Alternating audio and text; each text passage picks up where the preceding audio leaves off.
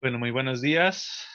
Retomando nuestro club de estudio de la Bhagavad Gita. Muchas gracias por conectarse y participar en esta sesión, ya nuestra cuarta sesión de nuestro club de estudio. Ahora vamos a empezar a ver el capítulo 2 de la Bhagavad Gita con el mismo sistema que analizamos el capítulo 1, seccionado, viendo panoramas generales de secciones de versos y también el contenido por verso, que siempre es importante estudiar el Bhagavad Gita con el contexto que nos da Srila Prabhupada en sus significados. Entonces, esta ocasión vamos a continuar así, con nuestro Bhagavad Gita tal como es. Y para encontrar un hilo conductor entre el capítulo 1 y capítulo 2, vamos a retomar un poco qué fue lo que pasó en el capítulo 1. Entonces, en el capítulo 1 básicamente lo que se vio en general fue que eh, se presentó el lugar de guerra donde va a ser la batalla de Kurukshetra, justamente el lugar sagrado de Kurukshetra. Se conoce también como Dharma Kshetra, que hablamos la sesión anterior que era un lugar sagrado, un lugar de peregrinaje, un lugar donde grandes sabios y reyes iban ahí a hacer austeridades, penitencias, a, a glorificar a Dios en base a sus actividades en este lugar, y por lo tanto se convirtió en un lugar sagrado. Después hubo un rey muy importante dentro de esta sucesión de reyes que se llamaba Kuru, y el rey Kuru hizo tantas austeridades y tantas actividades sagradas ahí que ese lugar de Kurukshetra tomó el nombre, bueno, más bien el lugar de Dharmashetra tomó el nombre de Kurukshetra, en honor al rey Kuru. Entonces la guerra de Kurukshetra se da en este lugar sagrado, en donde están participando por un lado los Pándavas, que son estos hijos virtuosos del rey Pandu, que cada uno tenía bendiciones de diferentes semidioses, como lo es Indra, el semidios del cielo, Surya, el semidios del sol, Chandra, el semidios de la luna también, Vayu, el semidios del aire, entonces del viento. Entonces había tenían grandes habilidades los Pándavas para poder enfrentarse en esta gran guerra. Y por el otro lado estaban los Kurus, que son los hijos de Dhritarashtra, encabezados por Duryodhan, que es este primo malvado. Este personaje que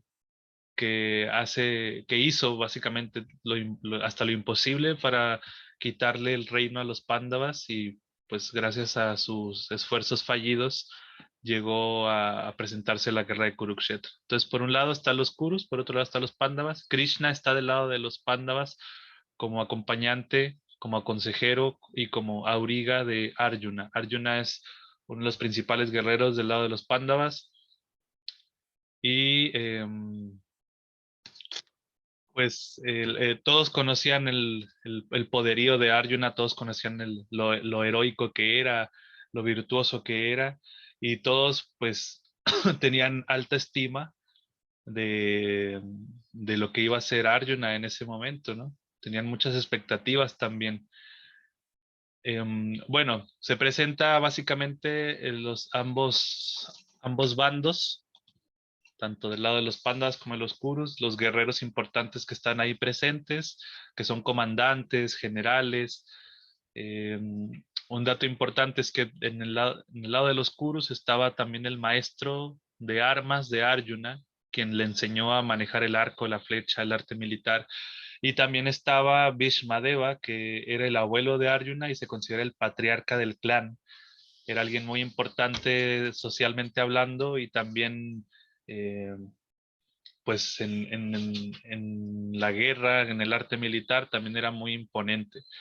Entonces, en un punto antes de iniciar la guerra, para recapitular un poco, Arjuna le pide a Krishna que por favor se ponga en medio del campo de batalla después de haber visto esta escena de todos los guerreros ahí reunidos. Arjuna quería percibir un poco más ambos ejércitos que estaban a punto de enfrentarse a muerte. Y en ese punto, Arjuna comienza a sentir diferentes sensaciones que lo declinan en su deber.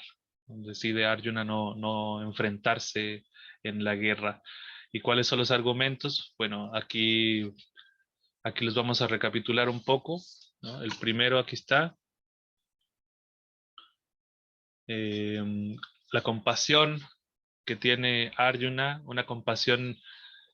Ahora vamos a ver en el capítulo 2 qué es lo que dice Krishna acerca de esta compasión materialista que tiene Arjuna, que Arjuna se está compadeciendo de la muerte de todos ahí presentes. ¿Y por qué se dice que es materialista? Pues justamente vamos a escuchar a Krishna en el capítulo 2 que se refiere con compasión materialista, y Prabhupada también nos va a dar una visión bien general y también específica de lo que es la compasión materialista versus la compasión espiritual. Entonces Arjuna sintió compasión por la, pues por la muerte futura de todos estos guerreros, especialmente de su abuelo y su maestro, de sus hermanos, de sus primos, todos sus familiares que estaban ahí. Después Arjuna argumenta a Krishna que él no quiere pelear porque el reino que va a obtener en base a esta guerra iba a estar manchado de sangre de todos sus parientes, y él no podía tolerar esto. Básicamente no iba a poder disfrutar de esto porque siempre iba a estar en su memoria el sufrimiento de todos los guerreros de Kurukshetra. Entonces él no quería, no veía cómo eso iba a causarle disfrute, satisfacción, felicidad. Y es interesante porque a veces nosotros vemos que hay personas que les causa placer el sufrimiento de otros. Es común en el mundo material y en las relaciones que nosotros vemos muy materialistas entre los tratos con las personas, que cuando una persona es muy envidiosa de otra y ve que está sufriendo, le causa mucho placer, mucha satisfacción, se regocija del sufrimiento de otras personas. Eh, y en contrario a esto, Arjuna no estaba complacido, no estaba deseoso de ver sufrir a los demás a causa de su propio disfrute. Entonces, un argumento muy interesante y que es digno de una persona muy respetable también. Cuando alguien se compadece y no quiere que los demás sufran, aún a pesar de nuestro propio disfrute, ¿no? Quiere al contrario, quiere que todos estén bien, felices, en armonía, denotan cualidades muy especiales en una persona. Entonces Arjuna era alguien muy virtuoso. En tercer lugar, el argumento también que da Arjuna es que él eh, estaba temeroso, de cierta manera, de las reacciones pecaminosas que iban a tener sus actos pecaminosos, como el hecho de matar, ¿no? Arjuna decía que el pecado se va a apoderar de nosotros, ¿no? Y eso nos va a conducir al infierno y vamos a morar siempre en el infierno, le decía a Krishna, ¿no? Entonces, yo no quiero pasar por esa situación en mi vida, no quiero morar en el infierno. Y vamos a ver también que esta parte Krishna la va a debatir en el segundo capítulo y que destruye completamente este argumento de Arjuna. Después, pérdida de las tradiciones familiares. Arjuna argumenta que por el hecho de matar a todos estos guerreros que están ahí en el campo de Kurukshetra, iba a causar una gran inestabilidad en la sociedad, principalmente, como habíamos hablado anteriormente, todos estos guerreros que están ahí, que son de la clase social de Kshatriya. Los Kshatriyas son los administradores, los reyes, príncipes, comandantes militares. Todos ellos ahí reunidos, pues todos ellos tenían familias, tenían súbditos, tenían hijos, tenían esposa. Y eso iba a acarrear la muerte de ellos, iba a acarrear la desprotección de toda esa sociedad, principalmente mujeres y niños. Entonces, en la cultura védica, eh, son varias los estatus sociales que la sociedad tiene que proteger. Principalmente están los ancianos, eh, están también los niños, están las mujeres, están las vacas y están los brahmanas. Son Son todos estos sectores sociales que la cultura védica protegía mucho, porque el proteger a esa sección de la población protegía mucho al Dharma, a la religiosidad, a lo que es correcto, ¿no? Las vacas, ¿por qué? Porque la vaca representa a la madre tierra también. Culturalmente hablando, la vaca es un animal muy importante dentro del bienestar social, porque el alimento que da la vaca en forma de leche propicia gran salud al cerebro, a la mente, al intelecto, según la cultura védica, ¿no? Entonces, también la vaca se considera una madre dentro de las diferentes madres que se consideran en la cultura védica. Hay 7 madres y una de ellas es la vaca. Entonces, los kshatriyas estaban a cargo de proteger todos estos sectores, ¿no? Los brahmanas eran los sacerdotes que se encargaban del bienestar espiritual de la sociedad, ¿no? Las mujeres prácticamente protegían toda la cultura, eran las matriarcas de la sociedad, entonces protegían toda la cultura, las tradiciones, hacían que todo se mantuviera correctamente bien, ¿no? Entonces era deber de los administradores, del gobierno, del Estado, del rey, proteger todos estos sectores, y por el hecho de que iban a morir muchos reyes ahí en la guerra de Kurukshetra, pues Arjuna tenía miedo a que todos estos sectores fueran desprotegidos y por ende las tradiciones familiares también fueran destruidas. Las tradiciones familiares en la cultura védica básicamente mantenían el bienestar espiritual de la sociedad, el buen funcionamiento social también, porque básicamente había tradiciones donde las personas realizaban diferentes sacrificios, ceremonias para el bien de los cultivos, para el intelecto de la sociedad. Todo eso se realizaba en base a las tradiciones familiares y por el hecho de que iban a perderse estas tradiciones, pues iba a haber una gran decadencia social. Y Arjuna era un gran político, era un gran rey, y él no quería que pasase esta situación. Entonces, muy interesante toda su puesta en escena de estos argumentos. Y por último, Arjuna se estaba lamentando mucho por todas estas partes y a la vez estaba muy indeciso, ¿no? Él decía, ¿peleo o no peleo? ¿Será que sí? ¿Será que sí? ¿Será que no? Así que él decidió en ese momento no pelear.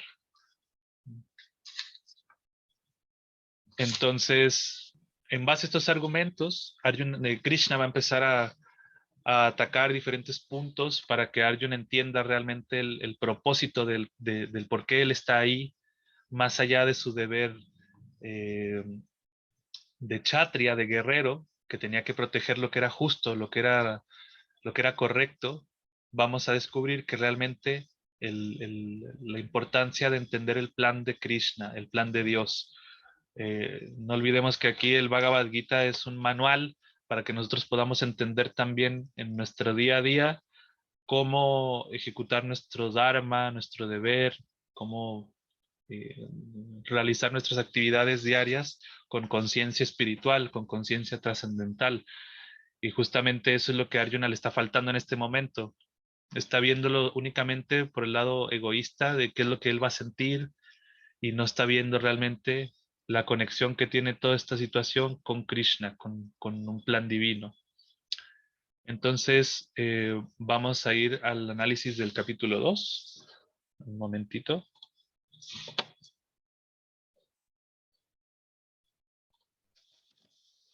Vamos a cambiar aquí la presentación.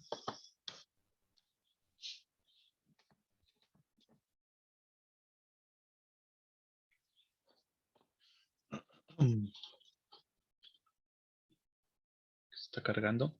Estamos un poquito lentos con el internet, así que paciencia.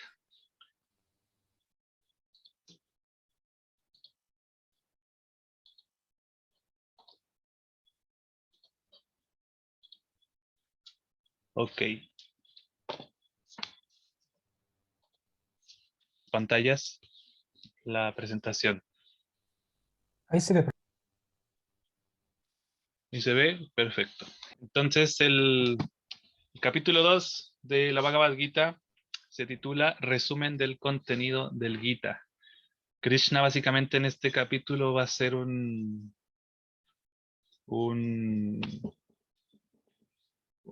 un compilado de todo lo que él va a explicar posteriormente, más a detalle. Aquí lo va a explicar de manera general, va a enseñar el propósito de la Bhagavad Gita, y conforme van avanzando los capítulos vamos a ir viendo que esos temas Krishna los va a desarrollar más y más y más. Por ejemplo, acerca de la mente, acerca de la inteligencia, acerca del desapego, acerca de la importancia de trabajar con una conciencia espiritual, o ejecutar actividades con conciencia espiritual, eh, la importancia de reconocernos a nosotros como seres espirituales también. Entonces todo eso Krishna lo va a resumir aquí, lo va a compilar de manera general y vamos a ir aprendiendo cada vez más en la lectura del Gita que estos temas se van a ir desarrollando más. Entonces, bueno, este club de lectura está patrocinado por la editorial Bhaktivedanta Book Trust,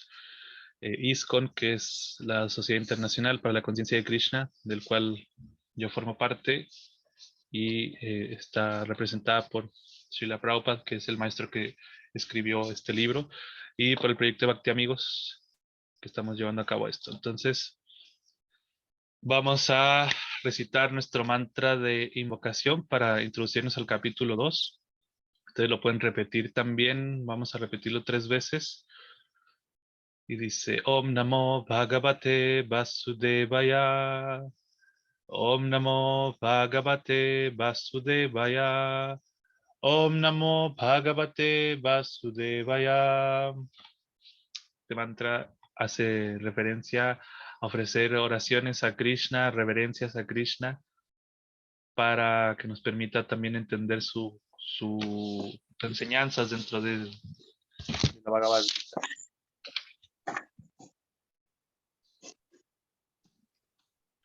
Ok, entonces vamos a ver el panorama general del capítulo 2 para ir encontrando estos hilos conductores, y está seccionado. Vamos a ver 4 secciones esta vez. Vamos a ver la del verso 1 al 10, que tiene, del verso 11 al 19 tiene otra temática, del verso 20 al 30 tiene otra temática, y por último del 31 al 38 tiene otra temática. Así vamos a ir viendo, pues, texto por texto. Ok, bueno, dice, este capítulo enseña la realización del ser a través del estudio analítico del cuerpo material y el alma espiritual. Esta realización viene cuando uno trabaja sin apego a los resultados críticos y se fija en clara concepción del ser real.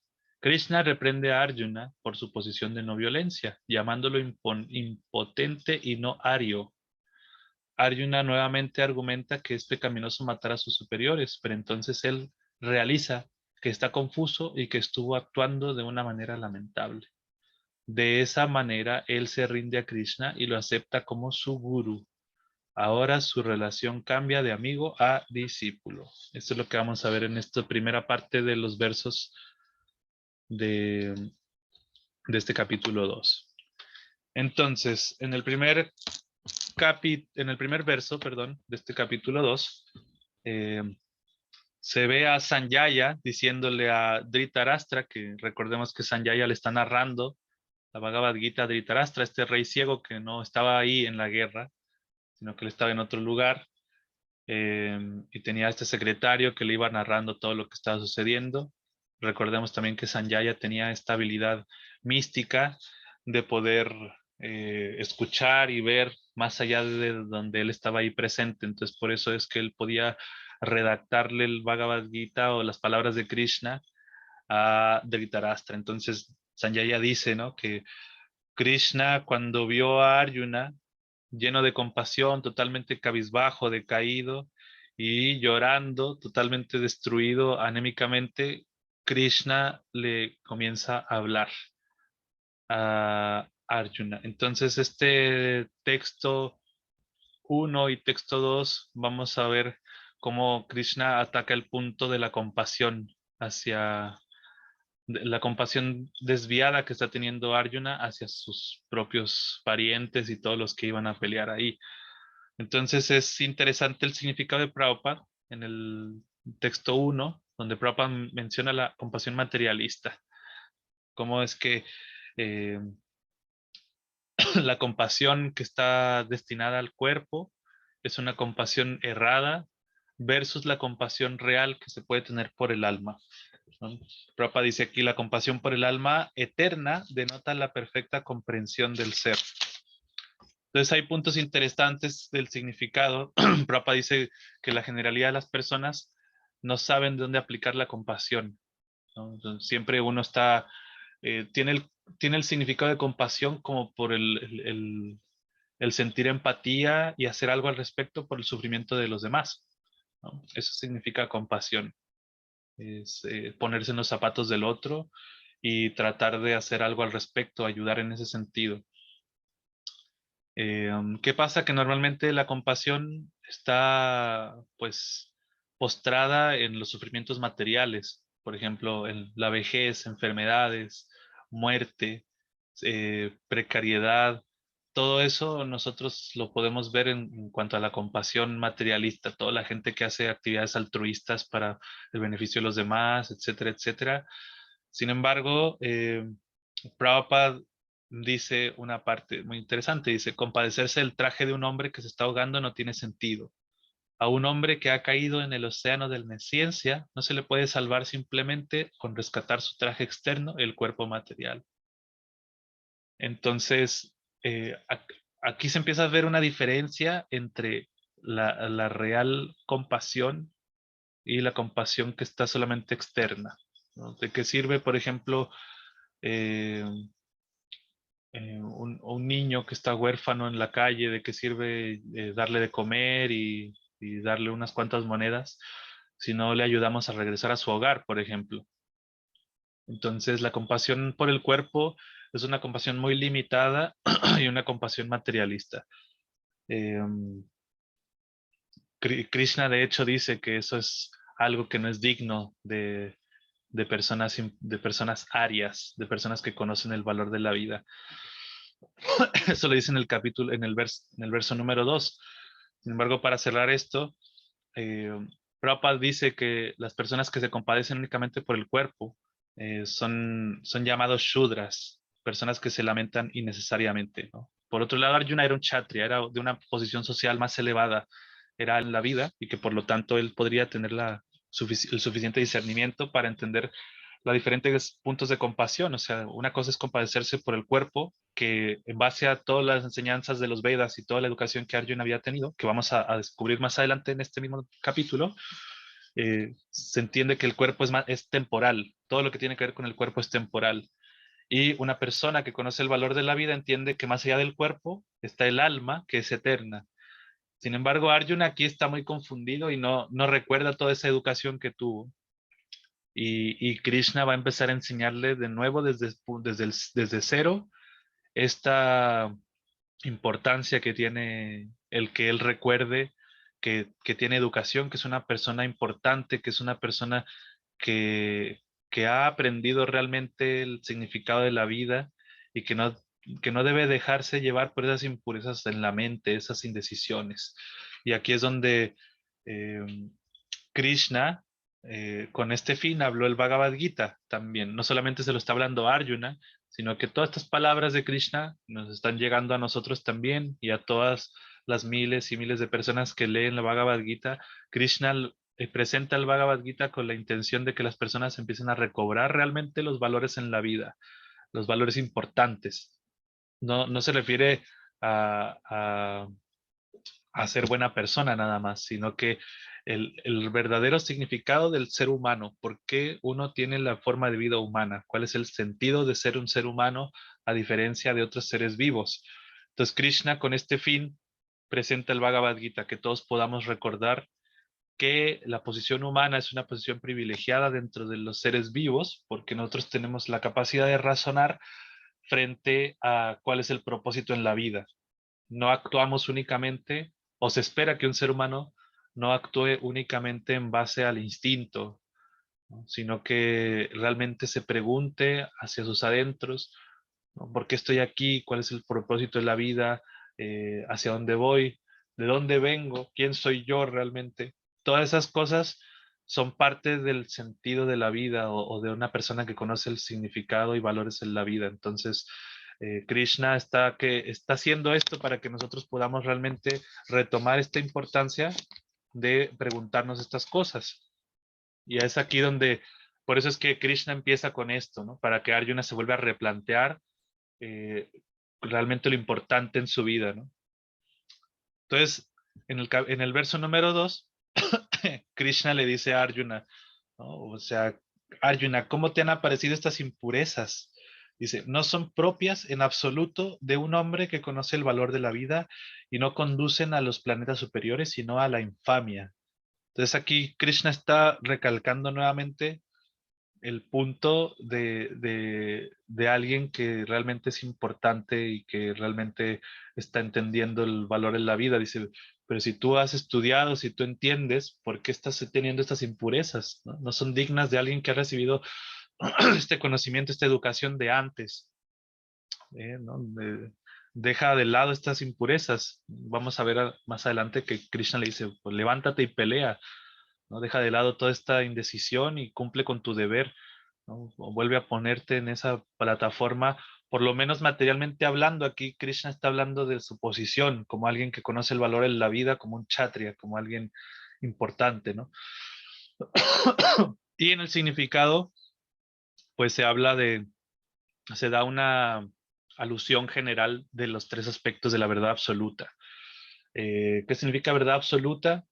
Hace referencia directamente a las diferentes formas en las cuales uno puede percibir a Dios, a la esencia de todo, a la suprema energía absoluta.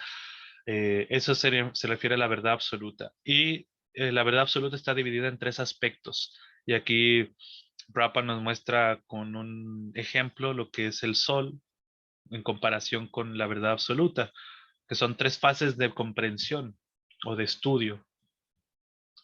Se enseña, por ejemplo, aquí hay un verso que se cita en el significado de Prabhupada que dice así: Vadanti tat tatuavidas tatuam yagyanan advayam brahmeti paramatmeti bhagavan iti shabdyate. El verso dice: el conocedor de la verdad absoluta llega a comprender esta en tres fases de estudio, y todas ellas son idénticas. Dichas fases de la verdad absoluta se expresan como Brahman, Paramatma y Bhagavan. Entonces son tres formas en las cuales uno puede comprender a Dios y que son graduales y progresivas. La primera dice que es Brahman. El Brahman se refiere a ese espíritu o energía que no tiene personalidad como tal y que emana del cuerpo de Dios. Es como hay diferentes escuelas de filosofía y procesos espirituales que pues que están relacionadas con este aspecto de Dios, que lo único que pueden, o el punto más importante que uno puede llegar dentro de ese estudio es entender que Dios es una energía, ¿no? Pero todavía no se llega al punto de que es una personalidad como tal, sino que es una energía que está impregnada en todo, básicamente que todo es Dios, ¿no? Que Dios está presente en la naturaleza, en cada punto de la creación, ¿no? Y eso se le conoce como panteísmo. El panteísmo, como, como por ejemplo la palabra Pangea, que se refiere a como todo amalgamado. El panteísmo se refiere a que en todo podemos ver a Dios. Panteísmo, el observar a Dios en cada punto de la creación, por ejemplo, ver a Dios en el sol, en la luna, en las estrellas, en las nubes, en las montañas, en los ríos, en los lagos, en los árboles, en el universo como tal. Eso se le conoce como panteísmo. Y está relacionado con esta energía impersonal que emana de la personalidad de Dios, el Brahman. Entonces hay procesos espirituales que se dedican a estudiar al Brahman, a esa energía, a esa potencia energética de Dios. Y que por lo tanto como que el propósito de ese estudio es poder unirnos con esa energía. Cuando nosotros nos reconocemos también como energía de Dios, está la tendencia a fundirse en esa energía también como para vivir una eternidad completa en esa energía. Entonces hay procesos espirituales que llevan a una persona a fundirse en el Brahman, como se le dice. ¿no? A establecerse como en ese espíritu impersonal, eterno e ilimitado que es esa energía de Dios. Sin embargo, por encima el estudio del Brahman está el estudio Paramatma. Paramatma significa, son dos palabras en sánscrito, param, que quiere decir trascendental o más elevado, y atma se refiere al alma. Entonces se le conoce como la superalma. Eh, Nosotros somos almas individuales y Dios tiene un alma individual también, pero es un alma suprema.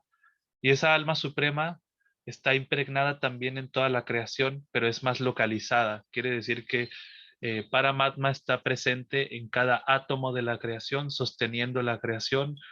Paramatma está presente en el corazón de cada ser vivo, acompañando a cada alma individual en diferentes cuerpos. Em, Paramatma también se manifiesta a través de esa voz de la conciencia, ¿no? Como cuando uno dice, oh, como que tengo un presentimiento que yo no debería de hacer esto, o un consejero por ahí en la conciencia que me dice qué hacer y qué no hacer. Eso se le conoce como Paramatma. Es Dios que está presente en el corazón de cada ser vivo y que va guiando también las actividades de cada ser vivo. Entonces es un estudio un poco más elevado que el Brahman, que la energía de Krishna, porque ya se está hablando de una personalidad, de algo que está un poco más presente, no es algo que está expresado absolutamente sin ninguna personalidad, ninguna perspectiva, sino que Paramatma está más localizado, más presente y por lo tanto denota un nivel de comprensión un poco más elevado. Eh, y por encima de Paramatma está el aspecto Bhagavan. Como estamos viendo los tres aspectos de la verdad absoluta, ya vimos Brahman, ya vimos Paramatma y ahora vamos a ver Bhagavan. En el significado de Prabhupada se hace una descripción de Bhagavan, ¿no? Cuando uno estudia la personalidad de Dios, que es a lo que el Bhagavad Gita nos va a llevar.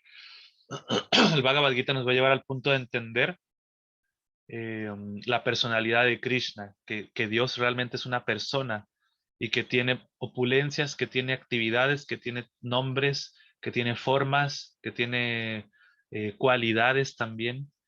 Más allá el estudio del Bhagavad Gita nos lleva a una comprensión de Dios tal que nosotros podemos entender esta relación eterna que tenemos con Dios, no ver a Dios únicamente como se ven, por ejemplo, en algunas otras religiones, como algo inalcanzable, como algo que no tiene forma, como algo que no podemos conocer realmente, como algo, casi, casi inconcebible. Sí, Dios por un lado es inconcebible, sin embargo, a través de la práctica espiritual y de la profundización del conocimiento y de la realización del conocimiento, uno puede conocer directamente a Krishna con sus cualidades y sus atributos. Y no solamente eso, no solamente es conocer a Dios, sino como establecer una relación con Krishna de manera profunda, ¿no? Y eso es lo que el Bhagavad Gita nos va a llevar a comprender, una real espiritualidad, ¿no? Más allá de los conceptos que se tienen de espiritualidad, de ser una persona buena, altruista, meditativa, contemplativa. eh, Eso en realidad no nos lleva a ningún lado. La espiritualidad real tiene que llegar a conectarnos con ese ser supremo, ese ser absoluto que nos permite realmente encontrar una plenitud, una felicidad eterna. Entonces, eh, este estudio de Bhagavan nos va a llevar a esa comprensión. ¿Qué significa Bhagavan? Bhagavan, como lo vemos esto es el primero, segundo, tercero, cuarto, tercero, perdón, tercer párrafo, ahí se da el significado de Bhagavan. Dice que Bhagavan quiere decir aquel que posee todas las opulencias en absoluto. Nosotros podemos ver diferentes opulencias en este mundo, como la riqueza, fama, fuerza, belleza, conocimiento y renuncia. Son 6 opulencias prácticamente. Y nosotros pues podemos observar que hay mucha gente, como dice Prabhupada acá, hay muchas personas que son ricas, muy poderosas, muy hermosas, muy famosas, eruditas y desapegadas, pero ninguna puede afirmar que posee por completo riquezas en pleno. Solo Krishna puede afirmarlo porque es Bhagavan como tal. Entonces, cuando uno estudia un poco cómo Krishna estuvo presente aquí en la tierra y, y todas sus actividades, uno descubre que Krishna posee todas esas opulencias en absoluto y recibe el nombre de Bhagavan. Entonces, el último estado de la comprensión de Dios es entender a Dios como una persona, ¿no? Y así como nosotros somos personas que tenemos individualidad, Dios también posee esa individualidad, no es que nosotros llegamos a ser Dios como lo establecen diferentes filosofías impersonalistas o budistas o nihilistas más bien, como que no somos al momento de realizarnos, nosotros llegamos a ser Dios. Por el contrario, más bien cada uno de nosotros somos seres individuales y vamos a permanecer siempre como seres individuales y Dios a la vez siempre es un ser individual supremo. Y eso vamos a ver que Prabhupada da mucho énfasis en esa parte cuando vaya a cuando empieza a hablar acerca del alma y de la superalma de Dios como ser individual también. Eh, ok, entonces también se habla aquí en este texto de lo que es ario, ¿no? ¿Quién es una persona aria? ¿Quién es una persona no aria? Krishna le dice a Arjuna justamente de que estas cosas no son dignas de una persona que conoce el valor de la vida. Entonces, justamente eso es lo que estábamos hablando, una persona aria que tiene esa profundidad de lo que realmente es importante. Y Prabhupada dice que las personas que carecen de conocimiento acerca de esto y que están cautivadas por todo lo que es el materialismo son personas no arias o personas que no conocen el valor de la vida. Y nosotros podemos ver, por ejemplo, que nuestra civilización, mientras una persona crezca más materialmente, se vuelve una persona más importante, ¿no? Y por el contrario, las personas que están en búsqueda de realmente el significado real de la vida no generan mucho impacto. Y eso es porque nuestra sociedad principalmente está basada en materialismo, ¿no? En tratar de alcanzar un estatus material, en tener cierta cantidad de riquezas, fama, opulencias, y eso nos lleva a desviarnos, ¿no? Entonces, por eso es que la importancia de entender qué significa el valor de la vida, qué significa realmente entender cuál es el propósito real de nuestra vida, ¿no? Y eso nos vuelve personas arias, por así decirlo, personas que estamos en búsqueda de ese significado y que estamos tratando de actuar en base a ese significado. Ok, entonces, igual si hay alguna pregunta, por favor, pueden levantar la mano, podemos ir conversando también. Cualquier duda que pueda surgir, pueden abrir su micrófono y ahí podemos ir conversando. Esto básicamente es un panorama para que nosotros podamos recapitular la lectura, porque a veces uno lee y muchas cosas se nos escapan. Entonces, la idea es que ustedes también pueden ir anotando las partes importantes de los textos. A fin de cuentas, es un club de estudio que nosotros podamos profundizar un poco más en la Bhagavad Gita y poder entender un poco más a profundidad todas estas enseñanzas, ¿no? Entonces, se continúa en el texto 3 donde Krishna le dice, bueno, no es digna de ti esta flaqueza, ¿no? Esta indecisión, abandónala, o sea, eres una persona realmente que conoce el significado de la vida, ¿por qué te estás confundiendo en este momento? ¿No? Abandona esto y levántate y pelea, ¿no? Entonces, bueno, aquí se hace un énfasis importante, Prabhupada le hace un énfasis importante en, en la, en la cultura kshatriya, ¿no? Y Krishna también, como se lo menciona a Arjuna, ¿no? O sea, tú eres de familia guerrera, ¿no? ¿Cómo se dice? Um,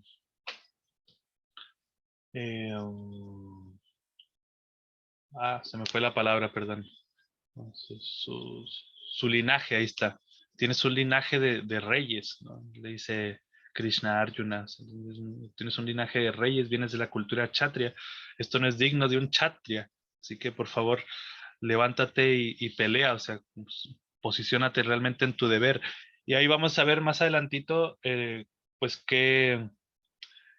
cuál es el deber de un kshatriya, ¿no? Ahí vamos a ver. Entonces, Krishna estaba viendo que Arjuna se iba a convertir en un kshatriya indigno.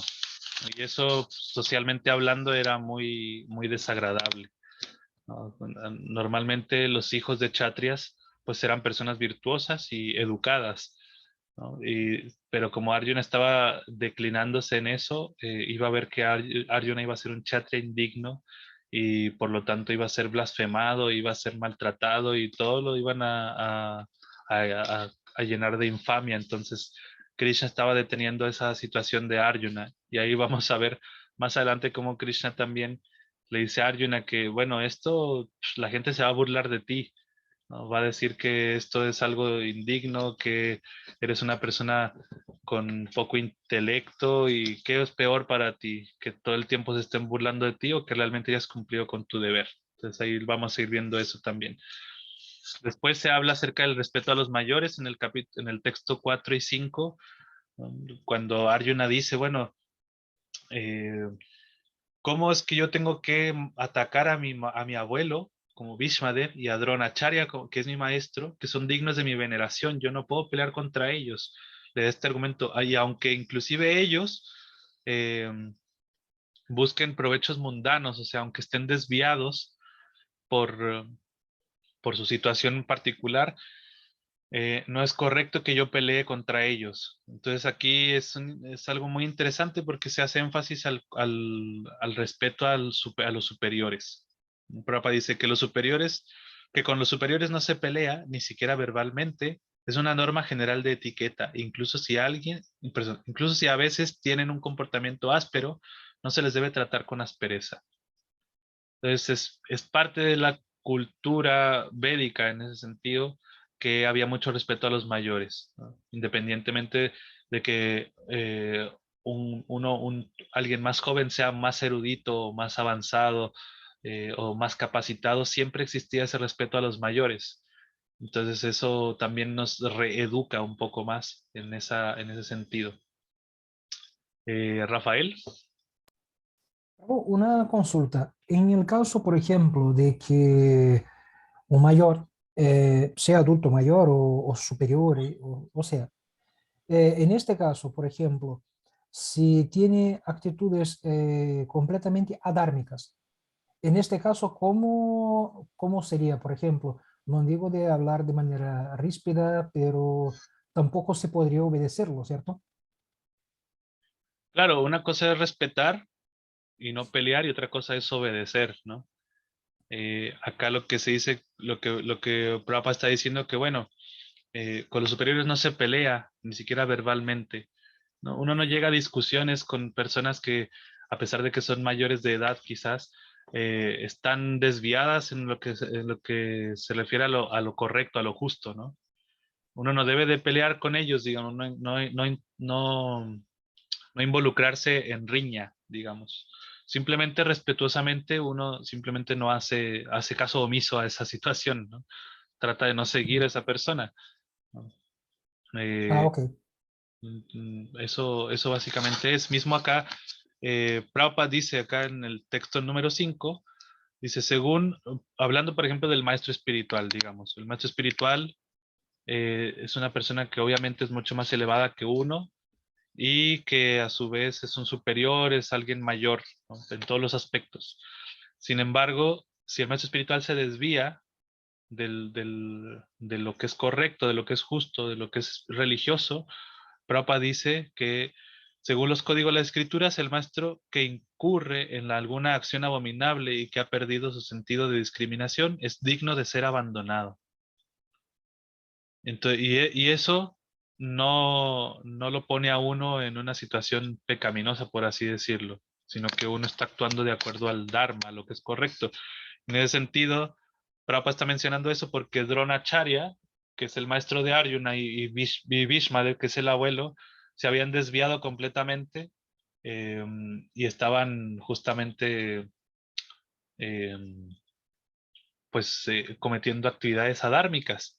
No habían defendido lo que era justo, correcto. Cuando, por ejemplo, a Draupadi la desnudan en medio de esta asamblea, Bhishma Deva y Dronacharya no hicieron nada al respecto, simplemente se quedaron ahí callados. Entonces, eh, eran dignos de ser abandonados e incluso dignos de ser matados. Era como hacerles un favor, básicamente, porque ya su vida se había manchado con irreligiosidad o con injusticia, ¿no? Pero de todas maneras, Arjuna está aquí enfatizando, ¿no?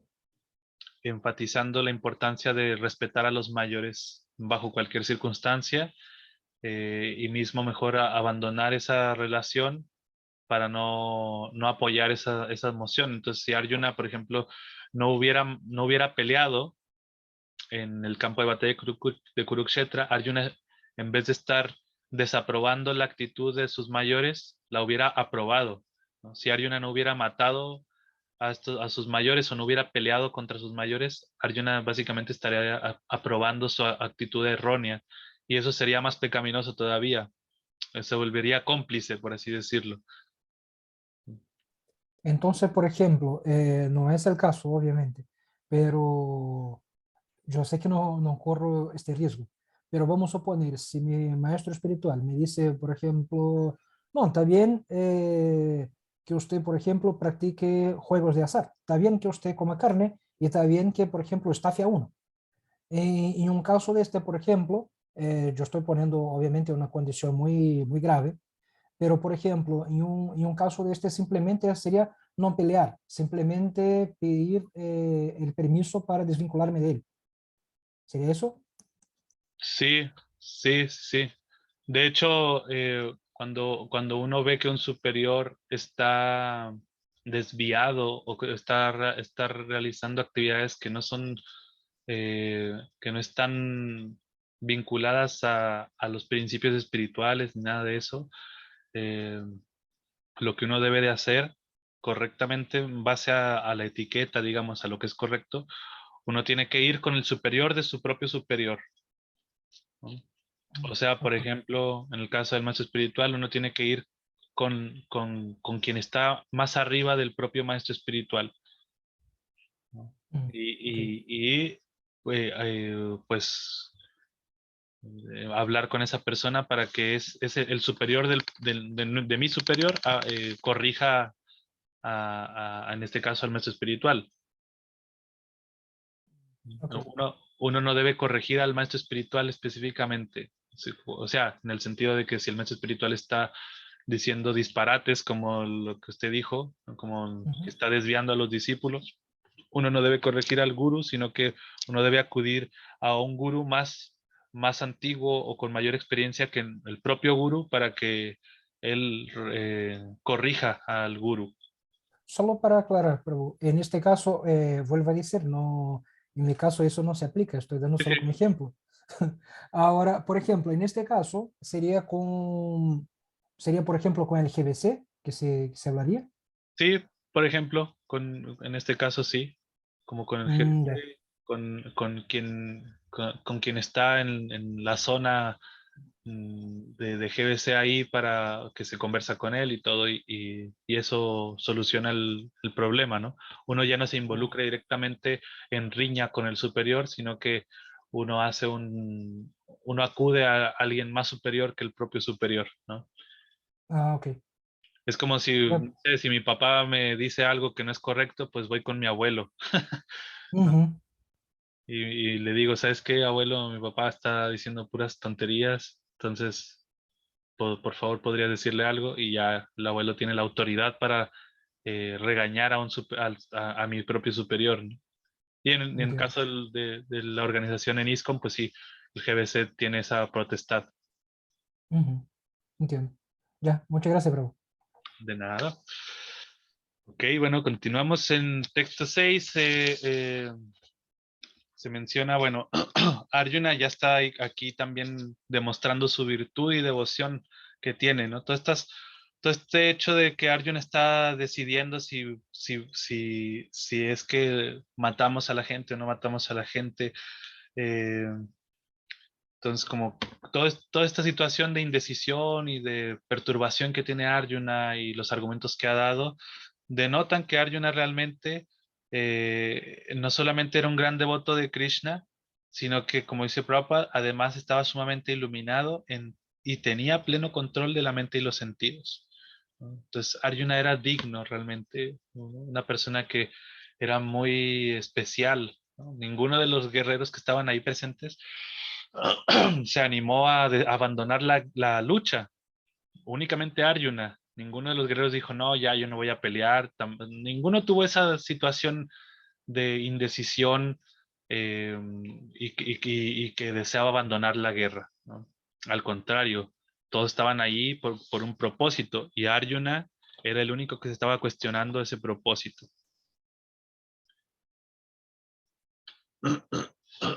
Perdón.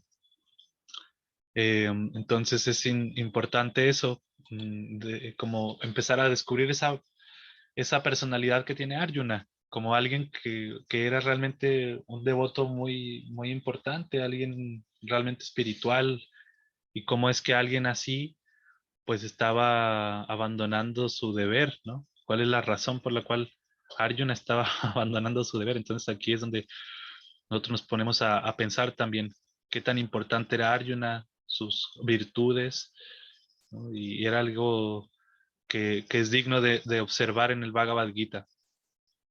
Ahora en el texto número 7 es uno de los textos importantes de este capítulo, como para que lo puedan subrayar o algo así. Texto número 7, capítulo 2, es uno de los textos muy importantes, porque justo en este punto Arjuna se rinde a Krishna en calidad de discípulo. Aquí el verso dice, ahora estoy confundido en cuanto a mi deber y he perdido toda compostura a causa de una mezquina flaqueza. En esta condición, te pido que me digas claramente qué es lo mejor para mí. Ahora soy tu discípulo y un alma entregada a ti. Por favor, instrúyeme. Entonces, aquí ya hay se empieza a ver un cambio de rol, ¿no? Es como el inicio del cambio de rol, porque anteriormente Krishna todavía estaba tratando a Arjuna como su amigo, ¿no? Entonces le decía, bueno, y por favor, mira, recuerda quién eres, ¿no? Levántate, mira el linaje que tienes, mira la educación que tienes, la posición que tienes, ¿no? Pero ya en este punto Arjuna decide completamente rendirse a Krishna en calidad de discípulo y aquí es donde vamos a comprender la importancia del maestro espiritual. Se nos va a empezar a hablar de esto aquí. ¿Por qué? Porque a todos nos puede pasar, y quizás a lo mejor nos ha pasado y no nos hemos dado cuenta, de que estamos sumergidos en la perplejidad del mundo material. Aquí vamos a hablar un poquito de la importancia de acudir a un maestro espiritual. Este mundo material es un mundo que está lleno de dualidades y que nosotros no podemos comprender esas dualidades, ¿no? Tanto la felicidad como aflicción. No entendemos por qué tenemos que sufrir, por qué tengo que enfermarme, por qué tengo que morir, por qué tengo que envejecer, ¿no? ¿Por qué tengo que sufrir en este mundo, ¿no? Y si bien hay un trasfondo donde se entiende, por ejemplo, lo que es la ley del karma y todo, uno no sabe cómo liberarse de eso, ¿no? ¿Cómo yo puedo liberarme de volver a tener que involucrarme en el sufrimiento, en la felicidad? Uno no es que pone en su calendario, ¿no? El 5 de agosto me voy a enfermar de cáncer, ¿no? Los sufrimientos no se pueden agendar, ¿no? No se pueden prevenir tampoco, no se pueden prever. ¿No? Nosotros tenemos ya una cuota de felicidad y de sufrimiento en este mundo, en base a las actividades que hemos realizado también. Entonces eso nos llena de perplejidad, como dice Prabhupada, ¿no? Todo el sistema de las actividades materiales es una fuente de perplejidad para todo el mundo. Y nosotros no sabemos cómo liberarnos de esa perplejidad. Necesitamos de alguien que ya esté desatado, que ya haya comprendido la perplejidad de este mundo, que haya comprendido cómo se mueve este mundo material y a la vez sepa la fórmula para poder salir de esta perplejidad, liberarnos de esa aflicción. Entonces, Prabhupada dice, ¿no?, que todas las escrituras védicas nos aconsejan que acudamos a un maestro espiritual para liberarnos de las perplejidades de la vida, las cuales ocurren sin que las deseemos. Entonces, como dice acá, nadie desea un incendio, nadie desea una enfermedad, nadie desea la vejez, pero aún así vienen todo eso. ¿Y por qué vienen? Porque justamente este mundo es así, está lleno de dualidades y perplejidades. Entonces, para poder liberarnos de esta perplejidad, así como Arjuna está completamente indeciso y está completamente indefenso mentalmente, no sabe qué hacer o no hacer, él ocupa este sistema de rendición hacia alguien que realmente esté liberado. Y ese alguien es Krishna. Krishna se conoce como el Adi Guru, como el guru original, que, que ayuda a poder sobrepasar esto, ¿no? Entonces, el maestro espiritual proviene, como dice Srila Prabhupada, ¿no? La filosofía védica nos aconseja que para resolver todas estas perplejidades en la vida, ¿no?, entender, por ejemplo, realmente la solución a liberarse de esto, uno debe acudir a un maestro espiritual que forme parte de una cadena discipular. Krishna es el primer eslabón de la cadena discipular y esto va transmitiéndose de maestro a discípulo hasta nuestros tiempos, como Prabhupada, que es parte de la cadena discipular.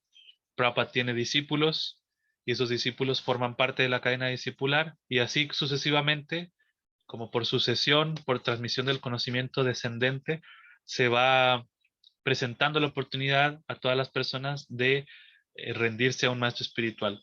Entonces uno tiene que tener, primero, uno tiene que darse cuenta de la enfermedad. Es como cuando uno es adicto a algo.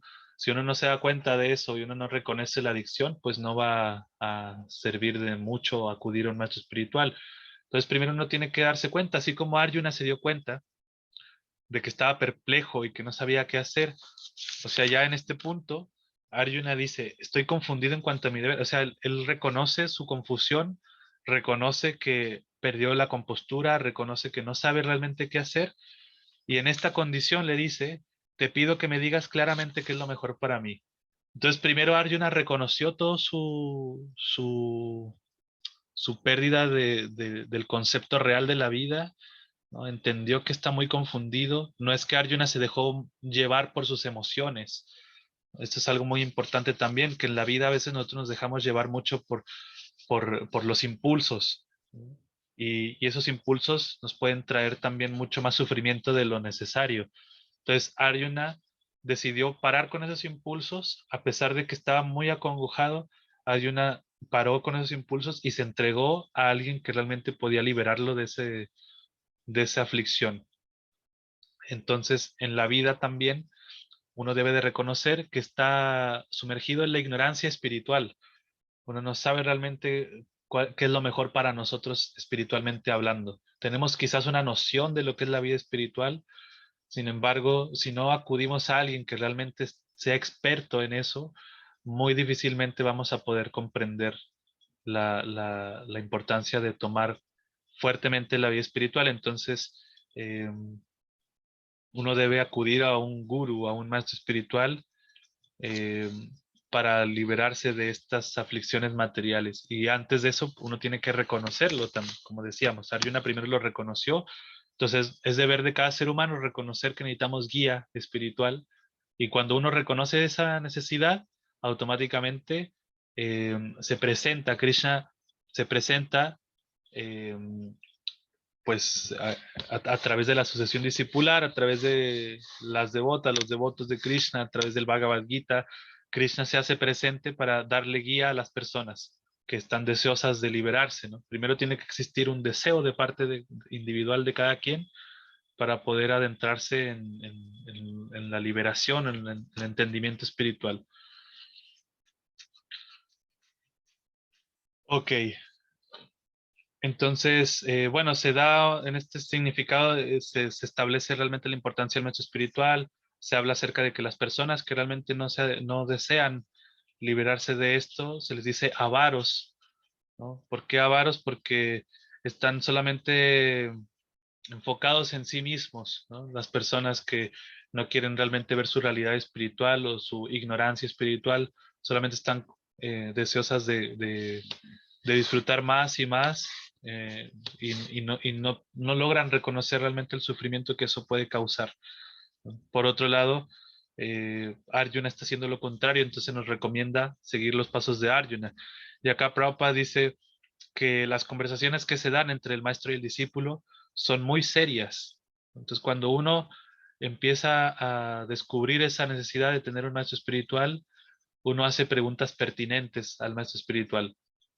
No es que uno le pregunte al maestro espiritual cosas indebidas, sino que realmente uno le hace preguntas importantes al maestro espiritual y son preguntas serias, preguntas que tengan que ver con la vida espiritual, con cómo uno puede avanzar, qué uno puede hacer para superar los obstáculos en la vida espiritual. Todo eso se da cuando uno tiene la presencia del maestro espiritual. Y aquí es justamente un ejemplo claro de cómo Arjuna está acudiendo a un maestro espiritual fidedigno, al principal guru que es Krishna, ¿no? Ok, bueno, continuamos en el texto número 8. Eh, se habla y se establece la conciencia de Krishna como la ciencia para disipar los tormentos materiales. Es como el tema principal del texto 8, ¿no? Prabhupada dice acá en el texto número 8 que el maestro espiritual, tenemos que buscar a un maestro espiritual que esté 100% consciente de Krishna, ¿no? ¿No? Si es un maestro espiritual que sea realmente consciente de Krishna 100%, uno puede realmente superar esos tormentos en la vida. Entonces se vuelve a establecer más el punto del maestro espiritual, que uno tiene que guiarse a través del representante de Krishna también en este significado. Y se resalta esa parte que Arjuna está haciendo de refugiarse en Krishna, en el proceso de conciencia de Krishna principalmente. Se dice que ese sendero lo va a llevar a traer paz y armonía realmente, ¿no? Entonces, en el último párrafo de este verso, Prabhupada dice que si queremos eliminar la lamentación para siempre, tenemos entonces que refugiarnos en Krishna, tal como Arjuna lo está haciendo.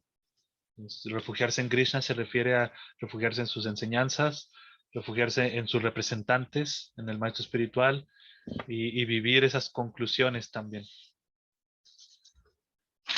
Ok, y ya por último, en el texto 9 y 10 de esta primera sección, se habla de que de este cambio de rol, ¿no? Ahí es donde Krishna acepta a Arjuna como maestro espiritual, perdón, Krishna acepta a Arjuna como discípulo, Krishna se posiciona como maestro espiritual y vamos a ver cómo Krishna le va a empezar a hablar a Arjuna seriamente en lo que se refiere al conocimiento espiritual, lo que realmente Arjuna debe de escuchar.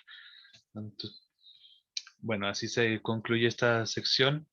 Se dice que Krishna estuvo sonriendo ahí frente a Arjuna cuando escuchó estas palabras, como que escuchó y dijo, por fin algo que yo quería escuchar, que te rindieras a mí realmente para poder enseñarte. Entonces aquí hay un cambio de roles importante dentro de nuestra lectura de la Bhagavad Gita. Ahora sí empieza las enseñanzas de Krishna directamente. Y bueno, algo interesante que Prabhupada menciona en este significado del texto 10, dice que los diálogos del Bhagavad Gita no son para ninguna persona asociada o comunidad en particular, sino que son para todos, tanto amigos como enemigos, ¿no? Porque Prabhupada dice que parece ser que cuando esta conversación se estaba dando, todos estaban presentes ahí, ¿no? Y algunos escucharon, de los que estaban más cerca, digamos, alcanzaron a escuchar las enseñanzas de Krishna, sean amigos o enemigos. Entonces, la Bhagavad Gita no está destinada a un sector de la población, sino que es para todos, independientemente de su posición. Entonces, esa parte es interesante. Ok, seguimos avanzando. De los versos 11 al 19, aquí se toca otro tema porque ya Krishna toma el papel de guru, ¿no? Y reprende a Arjuna por su compasión fuera de lugar. Krishna empieza sus instrucciones al describir la individualidad eterna naturaleza, la individual, perdón, eterna naturaleza del alma comparada con la temporal naturaleza del cuerpo. Ok, entonces aquí también tratamos de hacer estos análisis de cada texto para poder comprender un poco más. Entonces, en el texto 11, Krishna ya toma totalmente la autoridad de maestro espiritual y reprende a Arjuna, como que le dice tonto indirectamente. Dice, mientras hablas con palabras cultas, te lamentas por lo que no es digno de lamentarse. Aquellos que son sabios no se lamentan ni por los vivos ni por los muertos. Entonces a Krishna le está diciendo, bueno, tú no eres sabio, eres un tonto porque te estás lamentando por algo innecesario, te estás lamentando por la muerte del cuerpo y aquí es donde vamos a escuchar a Krishna hablar acerca de lo que se conoce como Atma Tattva. El Atma Tattva significa la ciencia del alma, la verdadera ciencia del alma o el estudio acerca del alma. Es interesante porque esto se conoce como el ABC de la vida espiritual, lo que uno debe aprender en primer lugar. ¿Quién soy yo? ¿No? ¿Quién realmente soy yo? ¿Soy este cuerpo? ¿Soy la mente o soy algo más? Entonces aquí Krishna va a empezar a hablar sobre el Atma Tattva, sobre la ciencia del alma, comprender realmente nuestra verdadera esencia, ¿no? Más allá del cuerpo, que adornamos mucho el cuerpo, que lo tratamos muy bien, le ponemos crema, nos vemos al espejo, nos maquillamos, etcétera, etcétera. Esas cosas son meramente cosas del cuerpo, ¿no? Y el alma, ¿qué pasa? ¿Cómo nutrimos nuestro ser espiritual, ¿no? Hay un ejemplo muy interesante que se da sobre cuando uno tiene un pajarito en una jaula y si uno solamente limpiara la jaula y puliera la jaula y la pinta y la pone muy bonita la jaula, el pájaro dentro, si uno no le da de comer, pues se va a morir. De la misma forma, nosotros vamos a estar cuidando mucho nuestro cuerpo, ¿no? Las necesidades del cuerpo, que el cuerpo esté sano, que esté bello, que esté fuerte, pero ¿qué pasa con nuestra alma? ¿No? ¿Dónde nutrimos nuestro ser espiritual? Y Ma aquí, hai suonato? perdón, ah, pensé que alguien había dicho algo. Aquí es donde empezamos a descubrir esta ciencia del alma, ¿no?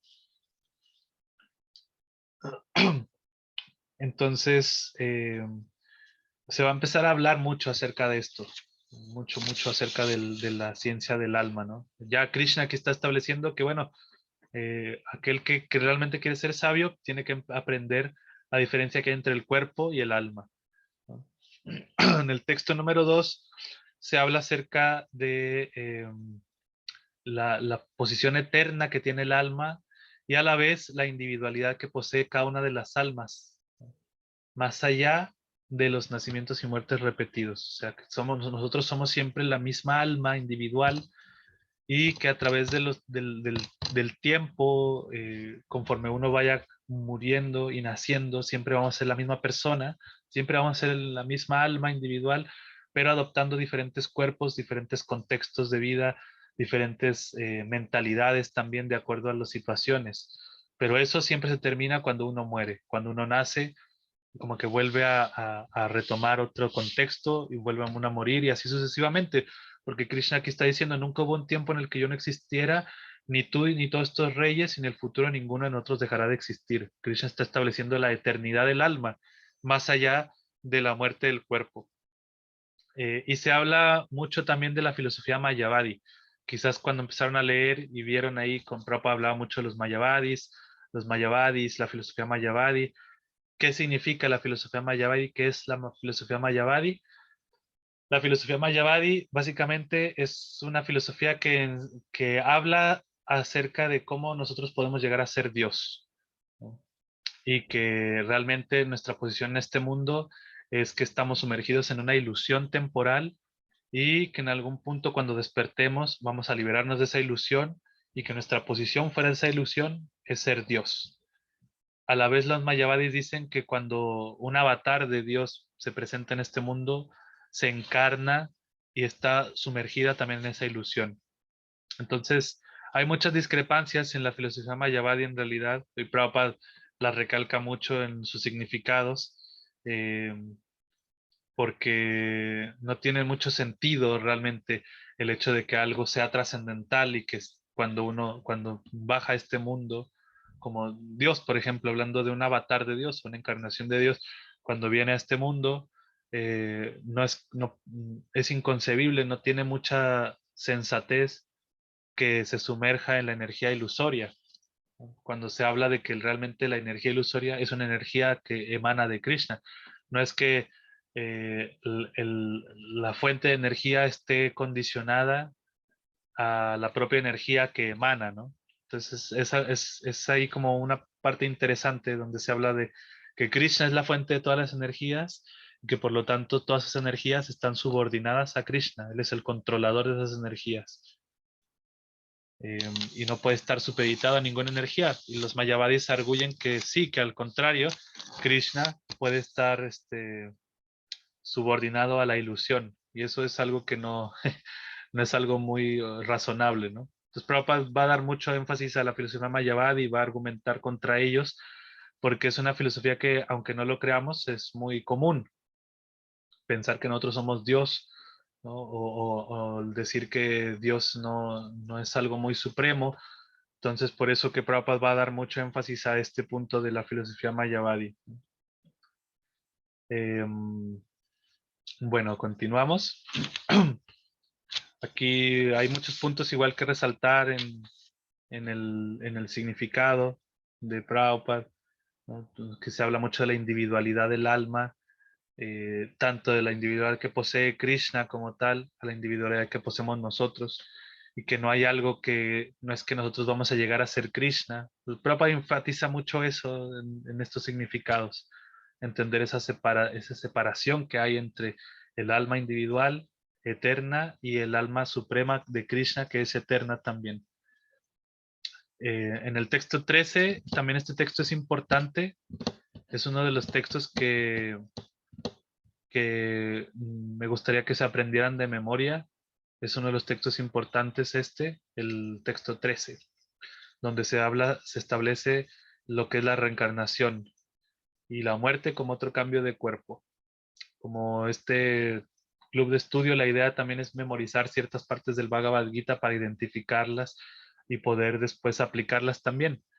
Cada vez que tengamos que compartirle a alguien más acerca de la reencarnación, podemos citar este verso, ¿no? Este verso dice, así como en este cuerpo el alma encarnada pasa continuamente de la niñez a la juventud y luego a la vejez, de la misma manera el alma pasa a otro cuerpo en el momento de la muerte. A la persona sensata no la confunde este cambio. Entonces, se habla sobre la ciencia de la reencarnación, ¿no? Como los cambios que uno ve cuando un ser vivo nace, empieza a crecer, no tiene la niñez, después la juventud, después la adultez, después la vejez, son simplemente cambios de cuerpo, pero la persona siempre sigue siendo la misma, no es que cambie la persona, no cambia de identidad, ¿no? Sino que siempre sigue siendo la misma persona, ¿no? Y porque realmente lo que hay dentro del cuerpo es individual a lo que es el cuerpo como tal. El cuerpo siempre va cambiando y mismo la ciencia médica establece que el cuerpo va modificando sus células cada 7 años y,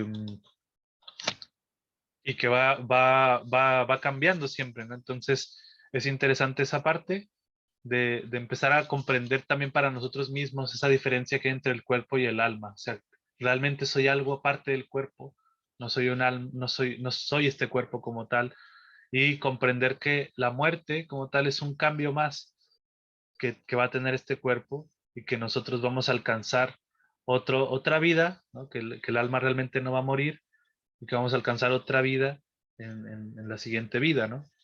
Entonces, todo eso lo vamos a ir descubriendo más, cuál es el destino, por ejemplo, cómo saber cuál va a ser mi siguiente vida. Eso se va a hablar un poco más a detalle en el capítulo 8 del Gita, ¿no? Recordemos que este es como un resumen de la Bhagavad Gita, este capítulo 2. Entonces se habla sobre esto, la importancia de entender esta diferencia entre el cuerpo y el alma. En el texto 14 y 15 Krishna establece que, bueno, ya tratando de comprender que nosotros somos fuera de este cuerpo y que Arjuna entienda también de que el alma que está dentro de todos estos guerreros no va a perecer y no va a morir, pues trata de cumplir con tu deber, ¿no? No debes perturbarte, trata de siempre eh, establécete como guerrero y cumplir con tu deber bajo cualquier circunstancia. Se habla acerca de la adversidad, a veces cuando nosotros cuando tenemos que cumplir con nuestro deber, que a veces hay situaciones adversas donde no son muy propicias para ejecutar nuestro deber, nuestro dharma, pero aún así uno tiene que cumplirlo, como en el verso 14 que dice, la aparición temporal de felicidad y aflicción y desaparición a su debido tiempo es como la aparición y desaparición de las estaciones del invierno y el verano. Todo ello tiene su origen en la percepción de los sentidos o vástago de Bharata y uno debe aprender a tolerarlo sin perturbarse, ¿no? Se habla de esa importancia de que más allá de las situaciones adversas, uno tiene que seguir esas reglas, regulaciones de la vida espiritual, más allá de cualquier situación incómoda. Bueno, eso se habla tanto en el texto 14 y 15. En el texto 16 también se habla mucho acerca de esa posición individual que tiene Krishna y sus energías diferentes, como lo que decíamos, la energía y el energético. Krishna, que es la fuente de todas las energías, y eso se establece más y más en este texto, ¿no? Ok, en el texto 17 se habla ya acerca de cómo uno puede descubrir que realmente somos almas espirituales, cuál es la diferencia que hay entre un cuerpo vivo y un cuerpo muerto, ¿no? Aquí Krishna ya empieza a hablar del alma como tal, Krishna acá, ¿no? Dice, has de saber que aquello que se difunde por todo el cuerpo es indestructible. Nadie puede destruir a esa alma imperecedera. Entonces aquí ya vamos a empezar a escuchar más acerca del alma y vamos a conocer cualidades del alma. Las cualidades del alma que Krishna las describe mucho del texto 20 al 30. Habla de muchas cualidades del alma muy hermosas, son muy poéticas también y que a su vez nos ayudan mucho a reconocernos como almas espirituales. De hecho, se habla acerca de eh, cualquier persona puede entender que lo que le falta a un cuerpo muerto es el alma. Mismo los científicos que arguyen que, bueno, realmente la vida proviene a través de diferentes eh, elementos químicos que se producen en el cuerpo, en el vientre de la madre, y esos elementos químicos que se van emulsionando crean formas de vida, etcétera, etcétera. Eh, bueno, Prabhupada como que desafía a esta comunidad científica a que combinen todos estos elementos químicos en un tubo de ensayo y creen una forma de vida que le den alma a, a este cuerpo, ¿no? O por qué cuando un cuerpo muerto está ahí presente, ¿por qué no le suministramos los diferentes elementos químicos para darle vida a este cuerpo muerto? Entonces, se dice que el síntoma del alma dentro del cuerpo es la conciencia. La conciencia nos permite percibir los placeres y dolores en el cuerpo, ¿no? Ya sea en una parte o en su totalidad. Eh, esta difusión de conciencia está limitada únicamente a nuestro cuerpo. Nosotros no podemos sentir lo que siente otro cuerpo, o sea que ahí todavía se establece más la individualidad del alma, que nosotros no somos el todo o no somos uno, porque hay filosofías que establecen que no todos somos uno, y si fuéramos todos uno, yo también sentiría lo que sientes tú o lo que siente él o lo que siente ella, ¿no? Y todos compartiríamos una uniconciencia, pero todos somos seres individuales que tenemos una conciencia individual también. Y esa conciencia está limitada a nuestro cuerpo. Nosotros podemos percibir sensaciones a través de nuestra piel, sentimos, etcétera, etcétera. Y eso es la conciencia que se esparce en todo el cuerpo. Prabhupada dice como que los glóbulos rojos o la sangre transporta el oxígeno a los pulmones, dice, y, eh, y la sangre bombea a través de la energía que el alma proporciona al cuerpo. El alma es como ese ingrediente que es como el combustible que el cuerpo esté vivo. Si el alma no estuviera en el cuerpo, básicamente la sangre no podría bombearse a todo el cuerpo, ¿no? Entonces es interesante que el Bhagavad Gita dice que el alma está presente en el corazón, está situada en el corazón de cada ser viviente, porque el corazón es la fuente y potencia de cada cuerpo. El corazón hace que se bombee sangre y esa sangre hace que el cuerpo sea consciente, que podamos nosotros sentir, ¿no? Estar vivos. Y cuando el alma se quita, a pesar de que nosotros bombeemos al corazón, no va a haber vida en ese cuerpo.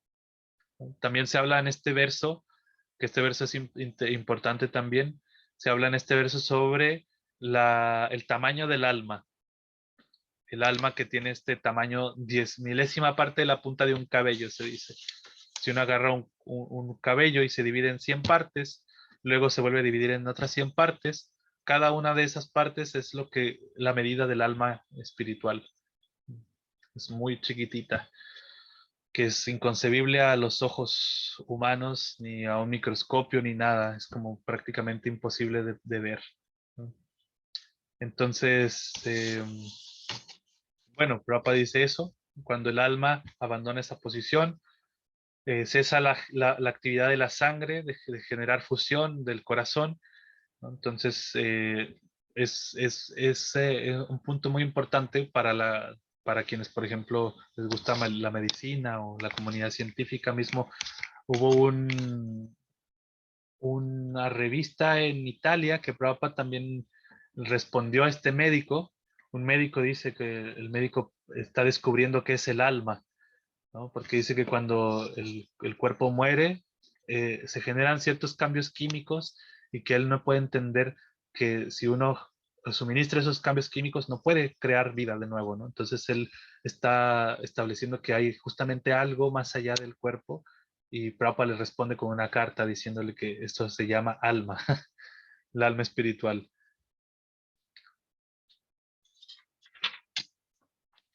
Ok, a ver, ¿me pueden dar un segundo nada más? Un minutito.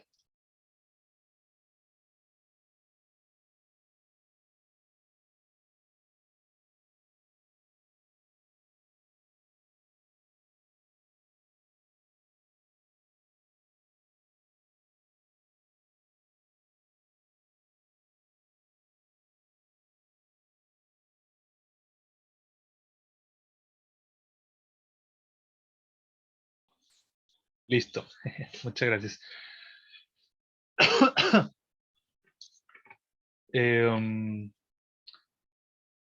bueno, entonces aquí Krishna ya está dándole a Arjuna sus motivos para pelear, ¿no?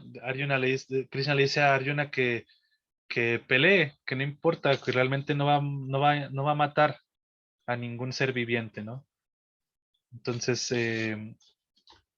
dice, por lo tanto pelea, le dice Krishna a Arjuna, ¿no?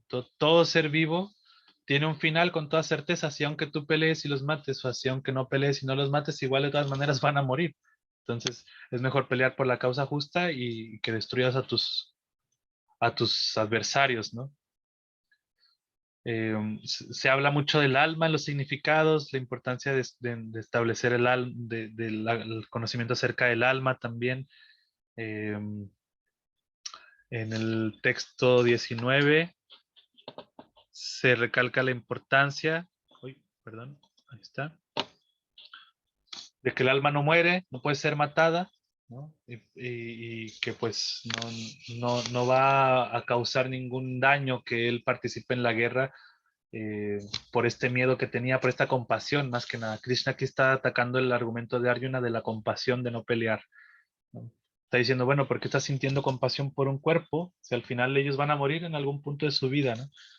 Y Prabhupada aquí hace un punto en énfasis de que el hecho de que el alma no muera ni puede ser matada no es un justificativo para matar tampoco, ¿no? ¿No? No es como que uno puede tomar estos argumentos para matar animales ni matar personas y de todas maneras las personas van a morir, pues matemos a todos. Prabhupada establece aquí como que no es como justificación. Ok, ya casi vamos a finalizar. Eh, espero que no los estemos aburriendo o cansando. Me gustaría escucharlos un poquito, a ver si están por ahí. Dina, hola, no, absolutamente. Prabhu, A estar atenta a lo que dice. Se agradece el tema del resumen. Se complementa con lo que uno ha leído. Así que gracias. Ya, qué bueno. y sí, Prabhu, aquí estamos. Ok. Sí, bueno, básicamente estos son más que nada análisis generales de los textos, del capítulo, para que podamos retroalimentar más la lectura Y a la vez, la idea es que ustedes también con este club de lectura tengan un cuaderno ahí para ir anotando los puntos importantes que estemos hablando por acá y reafirmar lo que hemos leído, ¿no? Eso, más que nada es estos panoramas que estamos teniendo por sesión. Bueno, la tercera sección de versos es del verso 20 al 30, donde se van a hablar mucho de las cualidades del alma, ¿no? Entonces dice, en esta sección Krishna describe características del alma en detalle. Luego presentará otras filosofías para refutar más a Arjuna el argumento de la compasión. Ok. Entonces, las cualidades del alma. Aquí están entre los textos, ¿no? El texto 20, 21, 22, 23, 24. Krishna menciona mucho las cualidades del alma. Por ejemplo, las primeras que menciona él, inaciente, eterna, permanente y primordial, no puede ser matada. Y se vuelve a establecer mucho la diferencia entre el alma individual y el alma suprema de Krishna. Paramatma como tal, que nosotros no somos iguales a la superalma, sino que somos partículas individuales y somos fragmentos no de la personalidad, sino como de la omnipotencia de Krishna.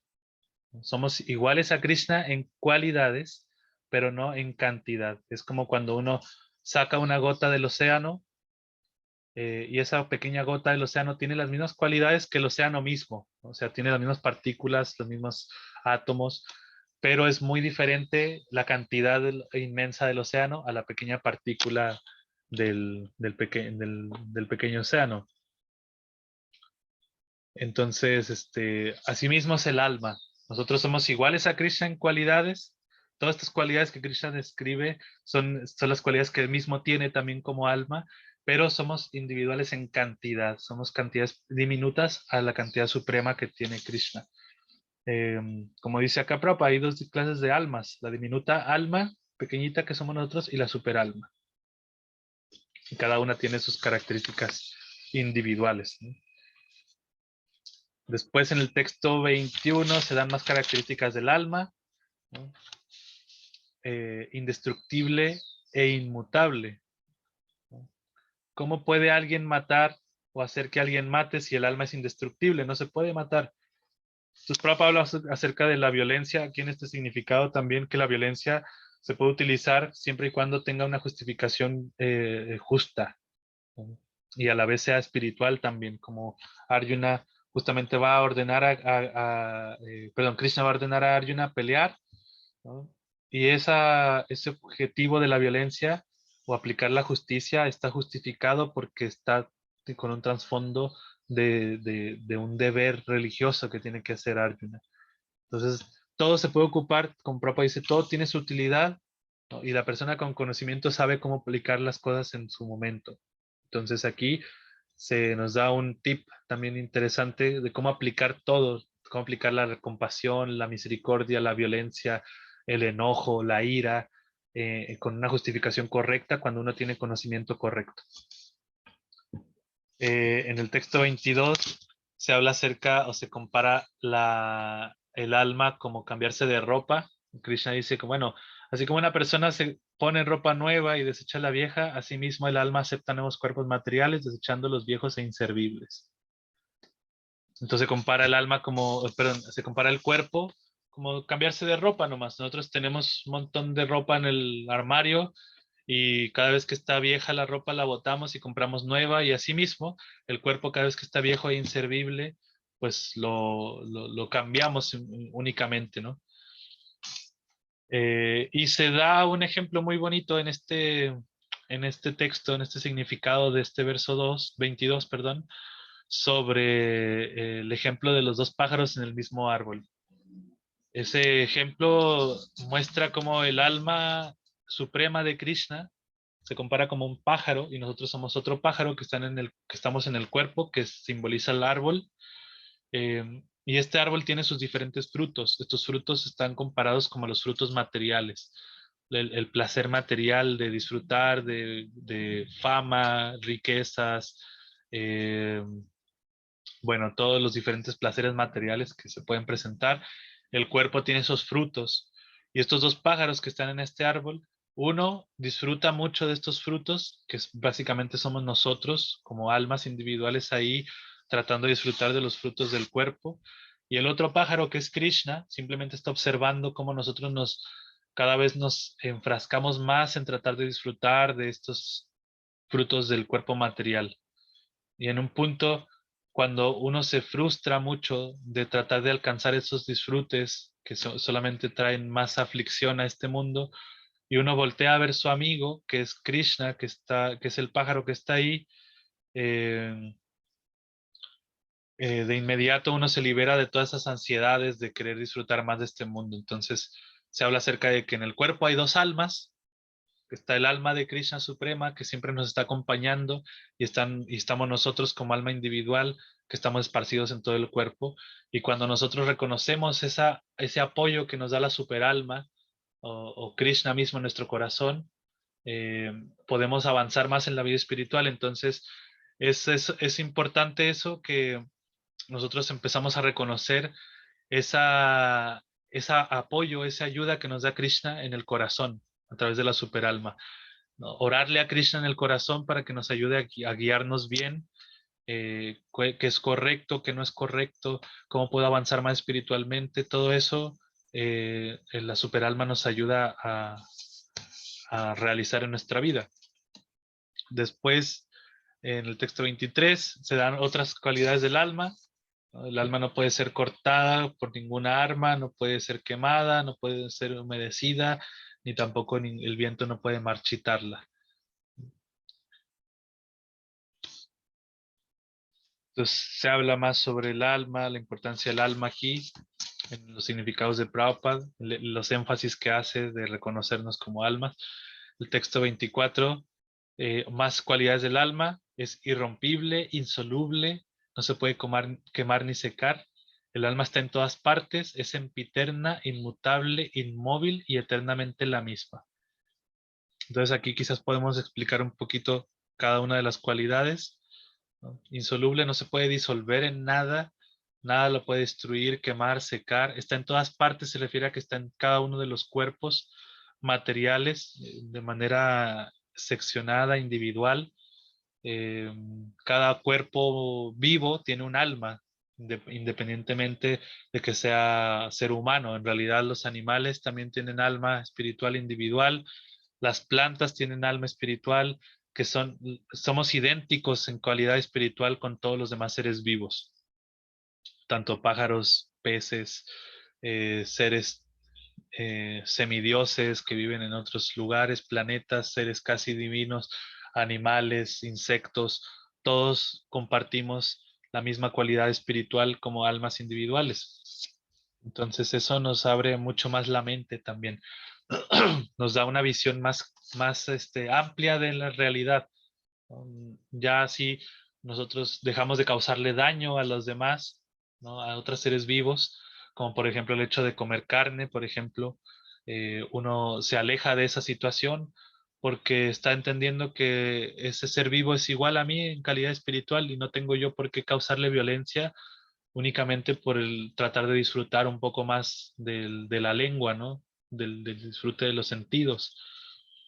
Entonces, eso nos da la capacidad de ver, tener una visión clara del alma en todos tipos de cuerpo.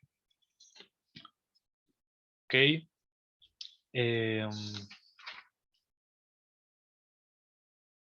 El texto 25 da más cualidades del alma. Es invisible, inconcebible, inmutable, ¿no?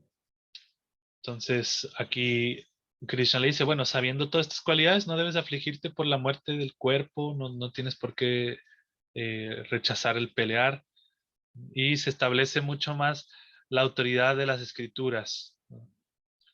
Aquí Prabhupada dice, bueno, en lo que respecta a la existencia del alma, nadie puede establecerla de un modo experimental, más allá de la prueba que nos da Shruti o la sabiduría védica. Tenemos que aceptar esta verdad porque no hay ninguna otra fuente que sirva para entender la existencia del alma, si bien dicha existencia es un hecho para la percepción. Entonces, las escrituras védicas nos dan una percepción directa y amplia de lo que es el alma, las cualidades y todo. Y es un hecho que nosotros fuera de este cuerpo somos seres un poquito más espirituales, tenemos esa cualidad, ¿no? Ya viéndolo desde un punto de vista analítico y experimental, la diferencia entre un cuerpo vivo y muerto es el alma, así como llegando a esa conclusión. Y las escrituras védicas nos dan las cualidades del alma. Por eso es que la autoridad Shabda, la autoridad fidedigna de las escrituras, es una fuente muy, muy correcta para guiarnos. Se sigue aquí ya, de este texto 26 al 30, Krishna va a hablar sobre diferentes filosofías que, que arguyen que el alma no existe o que el alma sí existe, pero no sé, o cosas por el estilo, para que Arjuna igual no tenga por dónde escaparse, ¿no? O sea, si ya te hablé, Arjuna, de que el alma es eterna y tiene todas estas cualidades y no puede morir, mismo aunque tú no creas que el alma no existe, aún así no tienes por qué lamentarte, porque a fin de cuentas, pues todos vamos a morir si es que uno sigue esta filosofía, ¿no? Por ejemplo, dice, sin embargo, si crees que el alma nace siempre y muere para siempre, aún así no tienes por qué lamentarte. ¿Para qué te vas a lamentar? ¿No? Y Prabhupada dice aquí diferentes filosofías que sostienen que las señales de vida aparecen cuando las combinaciones materiales alcanzan cierta condición de madurez, como cuando el embrión ya puede considerarse un ser vivo, por así decirlo. Hay ciertas filosofías materialistas que hablan sobre eso y no no establecen el alma como tal, como fuente de vida para que se cree un ser vivo dentro del vientre, ¿no? Pero aún así, si uno cree que el alma no es la fuente o el motor de esto, y si uno nace y luego muere y ya no hay nada más, pues ¿de qué nos vamos a lamentar si a fin de cuentas la vida es tan pasajera y tan justa que siempre vamos a morir? Entonces, Krishna aquí le está dando estos argumentos a Arjuna para decirle, bueno, igual pelea, o sea, cuál es la razón por la cual tienes que lamentarte? Y vamos a ver del texto 26, texto 27, texto 28 también, que Krishna utiliza mucho la palabra lamentarse. ¿Por qué tienes que lamentarte? ¿Qué necesidad hay de lamentarte? No debes lamentarte también. Aquí Krishna habla mucho de la lamentación. No tienes por qué lamentarte de esto, ¿no? Después el texto 27 dice, aquel que ha nacido es seguro que va a morir, y después de morir es seguro que uno va a volver a nacer. Por consiguiente, porque no debes lamentarte tampoco, ¿no? Desempeña el deber de Kshatriya por la causa justa y evita la lamentación a toda costa, ¿no? Este es el del texto 26, 27 y 28, ¿no? Cuando Krishna hace esta comparación de filosofías y la eternidad del alma, aquí se habla mucho de eso, ¿no? Y luego en el texto 28 dice, todos los seres creados son manifiestos en el comienzo, manifiestos en el interín y de nuevo no manifiestos cuando son aniquilados. Entonces, ¿qué necesidad hay de lamentarte? Nuevamente se habla sobre la etapa de manifestación y no manifestación del alma en el cuerpo. Cuando el cuerpo muere, el alma queda como en un estado no manifiesto, o sea, que quiere decir que no tiene un cuerpo burdo para actuar, ¿no? Y cuando el cuerpo nace, el alma está actuando dentro de ese cuerpo. Entonces eso se le llama manifestación y no manifestación. Mismo así, no hay necesidad de lamentación, le dice Krishna a Arjuna. Y el verso 29 se le conoce como el verso de lo asombroso, que el alma es asombrosa y que mismo es muy difícil de describir, de entender y todo, y que es muy difícil de comprender, ¿no? Y únicamente a través de estas enseñanzas uno puede tratar de entender un poco la ciencia del alma. Es por eso que cuando uno se encuentra con el Bhagavad Gita y las enseñanzas de Krishna, uno realmente tiene la gran misericordia de poder entender esta ciencia que se conoce como Atma Tattva, ¿no? Cuando uno logra entender a través de las enseñanzas de un devoto puro o de Krishna mismo la ciencia del alma, uno puede lograr entender todo eso. Uno tiene que aprovechar realmente esa oportunidad que se nos da de poder entender todas estas enseñanzas a través de labios de alguien realizado también. Y por último, en el texto 30, Krishna da la conclusión para que Arjuna deje de lamentarse.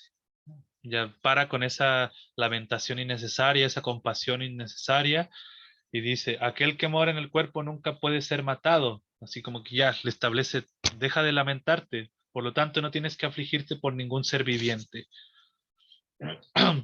Aquí Krishna, al describir esta inmortalidad del alma de diversas formas, presentando y argumentando con diferentes filosofías y a la vez mostrando las cualidades del alma, eh, Krishna establece que el alma es inmortal, ya definitivamente, y que el cuerpo es algo muy temporal. Y Arjuna, como kshatriya que era, tenía que cumplir con su deber. Aquí ya Arjuna se está disipando esa incertidumbre que está teniendo.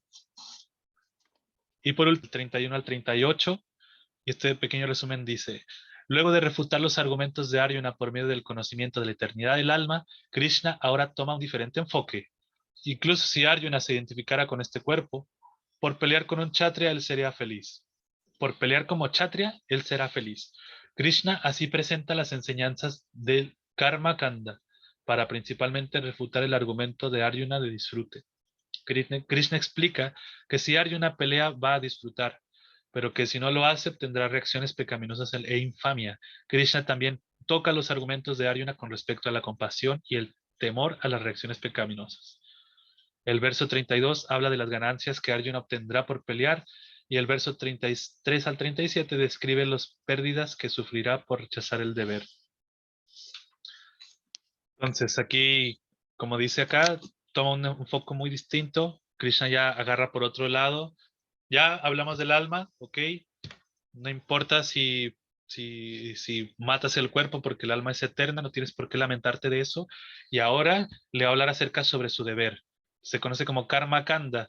Es acción y beneficio, básicamente el Karma Kanda. Es una filosofía de vida que cuando uno actúa correctamente, uno va a obtener un resultado que nos va a nos va a hacer disfrutar o ser felices. No es muy religioso, digamos, o muy espiritual esa manera de ser o de actuar, porque siempre estamos pensando en el beneficio propio.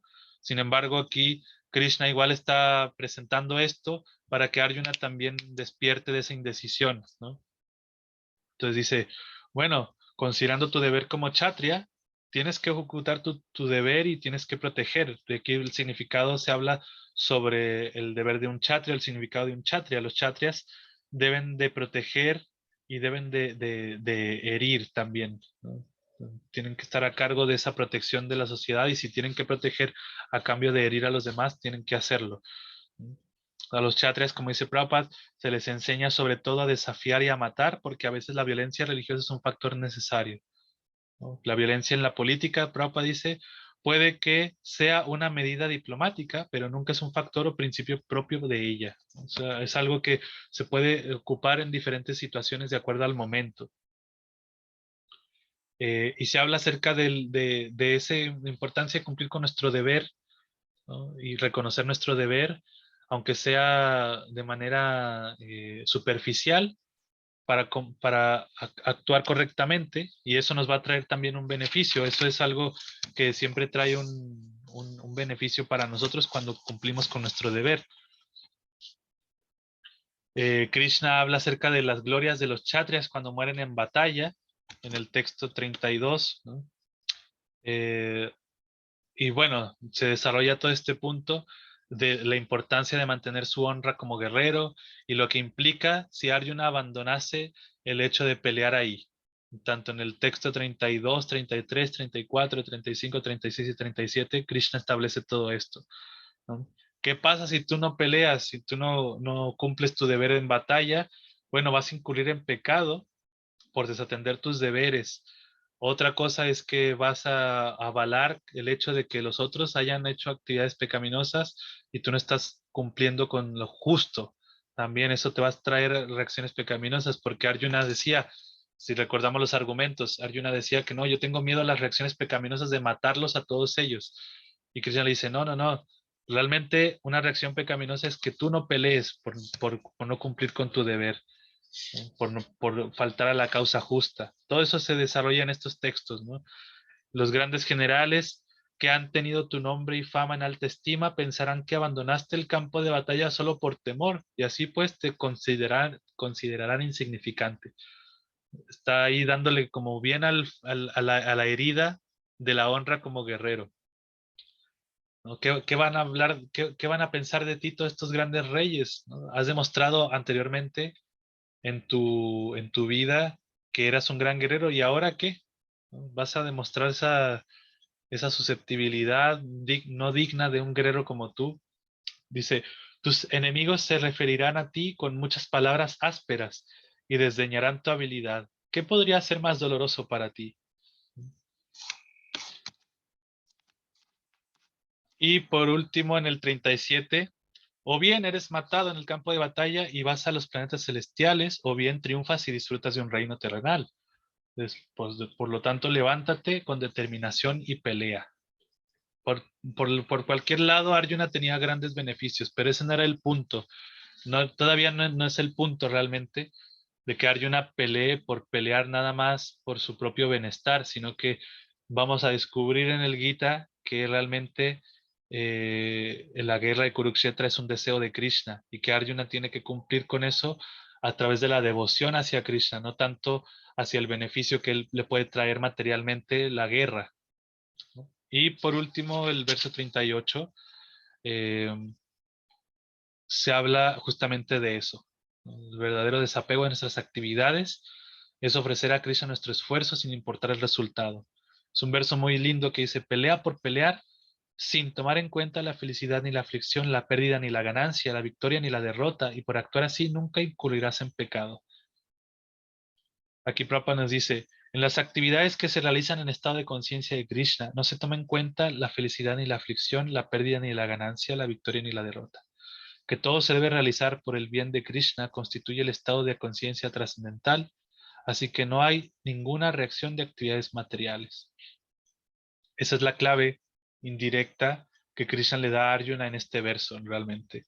Por ahí. Eso es como el hecho de que Arjuna entienda que pelear por pelear desapegadamente, número uno, no lo va a involucrar en pecado, pero ¿por qué no? Al contrario, las actividades pecaminosas son las actividades espirituales que están relacionadas con Krishna. Entonces, indirectamente, Krishna le está diciendo, si tú peleas desapegadamente, básicamente estás entregándome tu resultado del esfuerzo y eso te va a liberar. Entonces, es una guía de vida básicamente el Bhagavad Gita para nosotros porque nosotros actuamos mucho con apego a la vida. Actuamos mucho con el deseo de obtener como el resultado deseado y si nosotros no obtenemos lo que nosotros deseamos en base a nuestro esfuerzo, nos frustramos y nos vemos como pues en una situación de perplejidad, como decía el Gita, ¿no? Entonces, cuando nosotros actuamos en base al desapego, entendiendo que nuestras actividades son para Krishna, y aquí se habla un poco sobre lo que es el karma yoga, un poco en este sentido. El karma yoga es como todas nuestras actividades se ofrecen a Krishna y esas actividades nos ayudan a, a entender nuestra posición espiritual como sirvientes de Krishna. Entonces aquí el desapego juega un papel fundamental. No quiere decir que uno se tiene que desapegar de actuar, sino que uno tiene que desapegarse del resultado de los actos.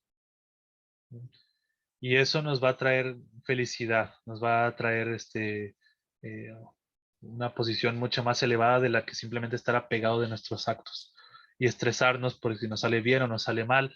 Al final de cuentas, uno tiene que actuar, como lo que Krishna le está diciendo aquí a Arjuna, tienes que actuar por cumplir con tu deber y de manera desapegada. No te apegues al resultado porque el resultado en sí mismo ya está ese resultado. Tú tienes que cumplir con tu deber desapegadamente y en el plano de conciencia de Krishna, en ofrecerlo a Krishna como sacrificio. Y estos capítulos, tanto el capítulo 3, 4, 5 y 6, nos van a hablar mucho de eso, de ofrecer a Krishna nuestro deber, nuestro sentido de actuar.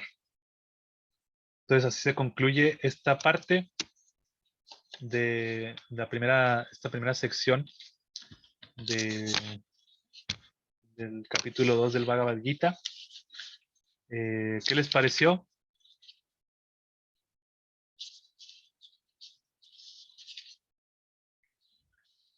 A mí me pareció muy esclarecedor, en realidad. ¿Y quién fue que habló? ¿Romy? Sí, yo, Romy, perdón. Hare Krishna. Ok,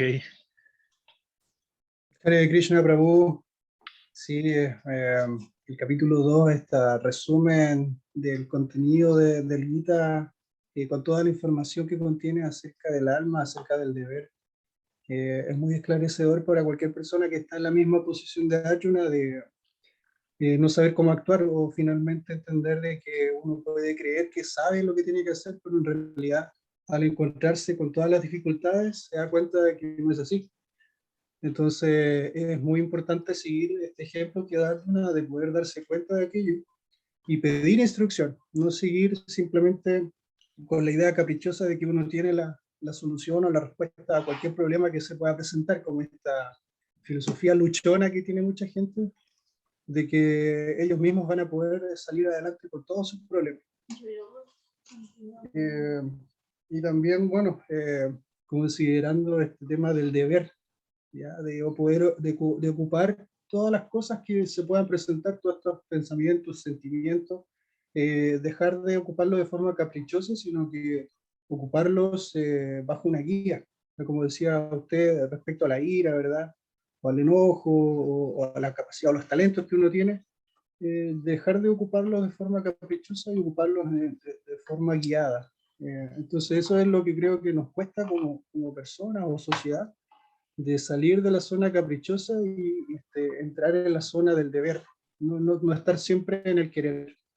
Eso rescato, digamos, respecto a esta parte del Bhagavad Gita. Gracias, Pau.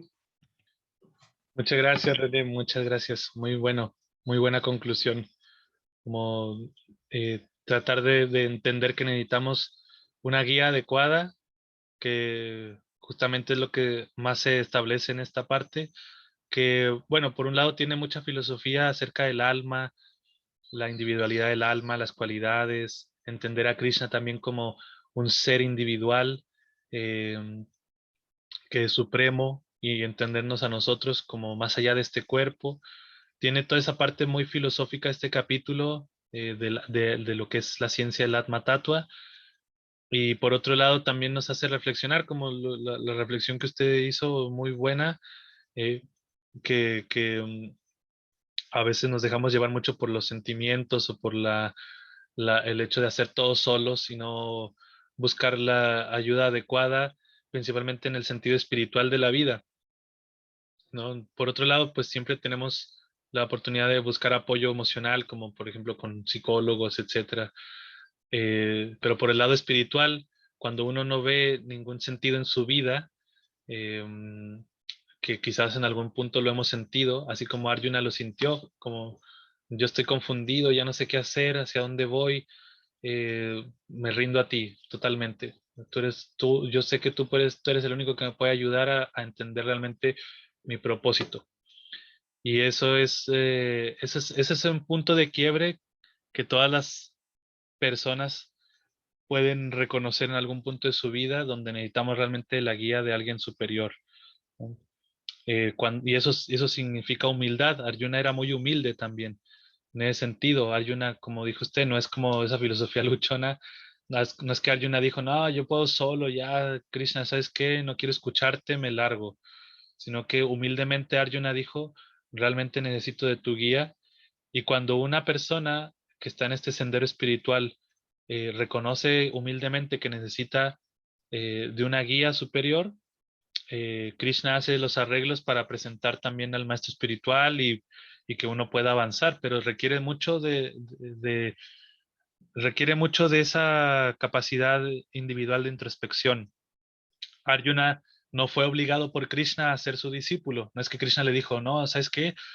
¿Sabes qué? Te veo muy confundido, ríndete a mí. No, no, Krishna no hizo eso, sino que al contrario, Krishna dejó que Arjuna solito se diera cuenta de su propia indecisión, de su propia frustración, y a través de eso, Krishna reconoció esa humildad de Arjuna, Krishna reconoció que Arjuna tenía esa necesidad, y así, con esa actitud correcta que Arjuna nos da el ejemplo, Krishna lo toma como discípulo. Entonces, se nos muestra mucho esa actitud de humildad, de rendición en esta primera parte de este capítulo 2. ¿no? De escuchar realmente a la autoridad correcta, de que si uno está pidiendo instrucción, quiere decir que realmente la vamos a aceptar, ¿no? En la vida espiritual. No la vamos a simplemente escuchar y desechar, sino que vernos en esa necesidad de pedir instrucción, como Arjuna en esa necesidad, quiere decir que la vamos a valorar mucho, ¿no?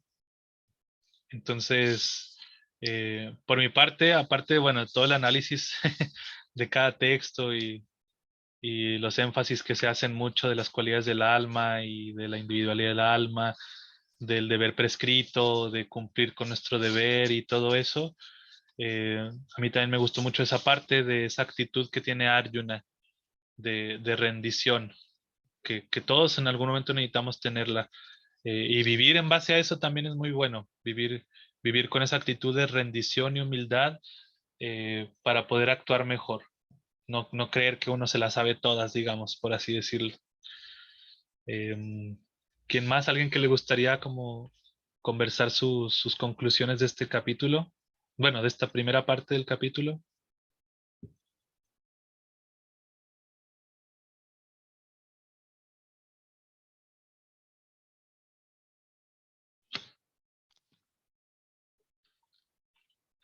¿Alguien más?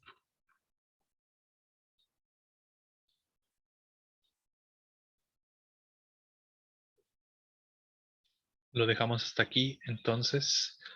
Muchas gracias por su presencia, participación, por escuchar todos estos análisis. Muy amables todos. Les agradezco mucho. Espero- Gracias a usted. Gracias a usted por la Muchas amabilidad gracias, y la Prabhu. paciencia y la entrega. Bueno, que Gracias, Prabhu. muy bonito fin de Hare semana. Krishna. Hare Krishna. Y ahí estamos en contacto. Hare Prabhu, Krishna, reverencia, Prabhu. muchas gracias. Hare Krishna. Hare Muchas Krishna. gracias. Gracias. Hare Hare Krishna. Krishna. Haribol.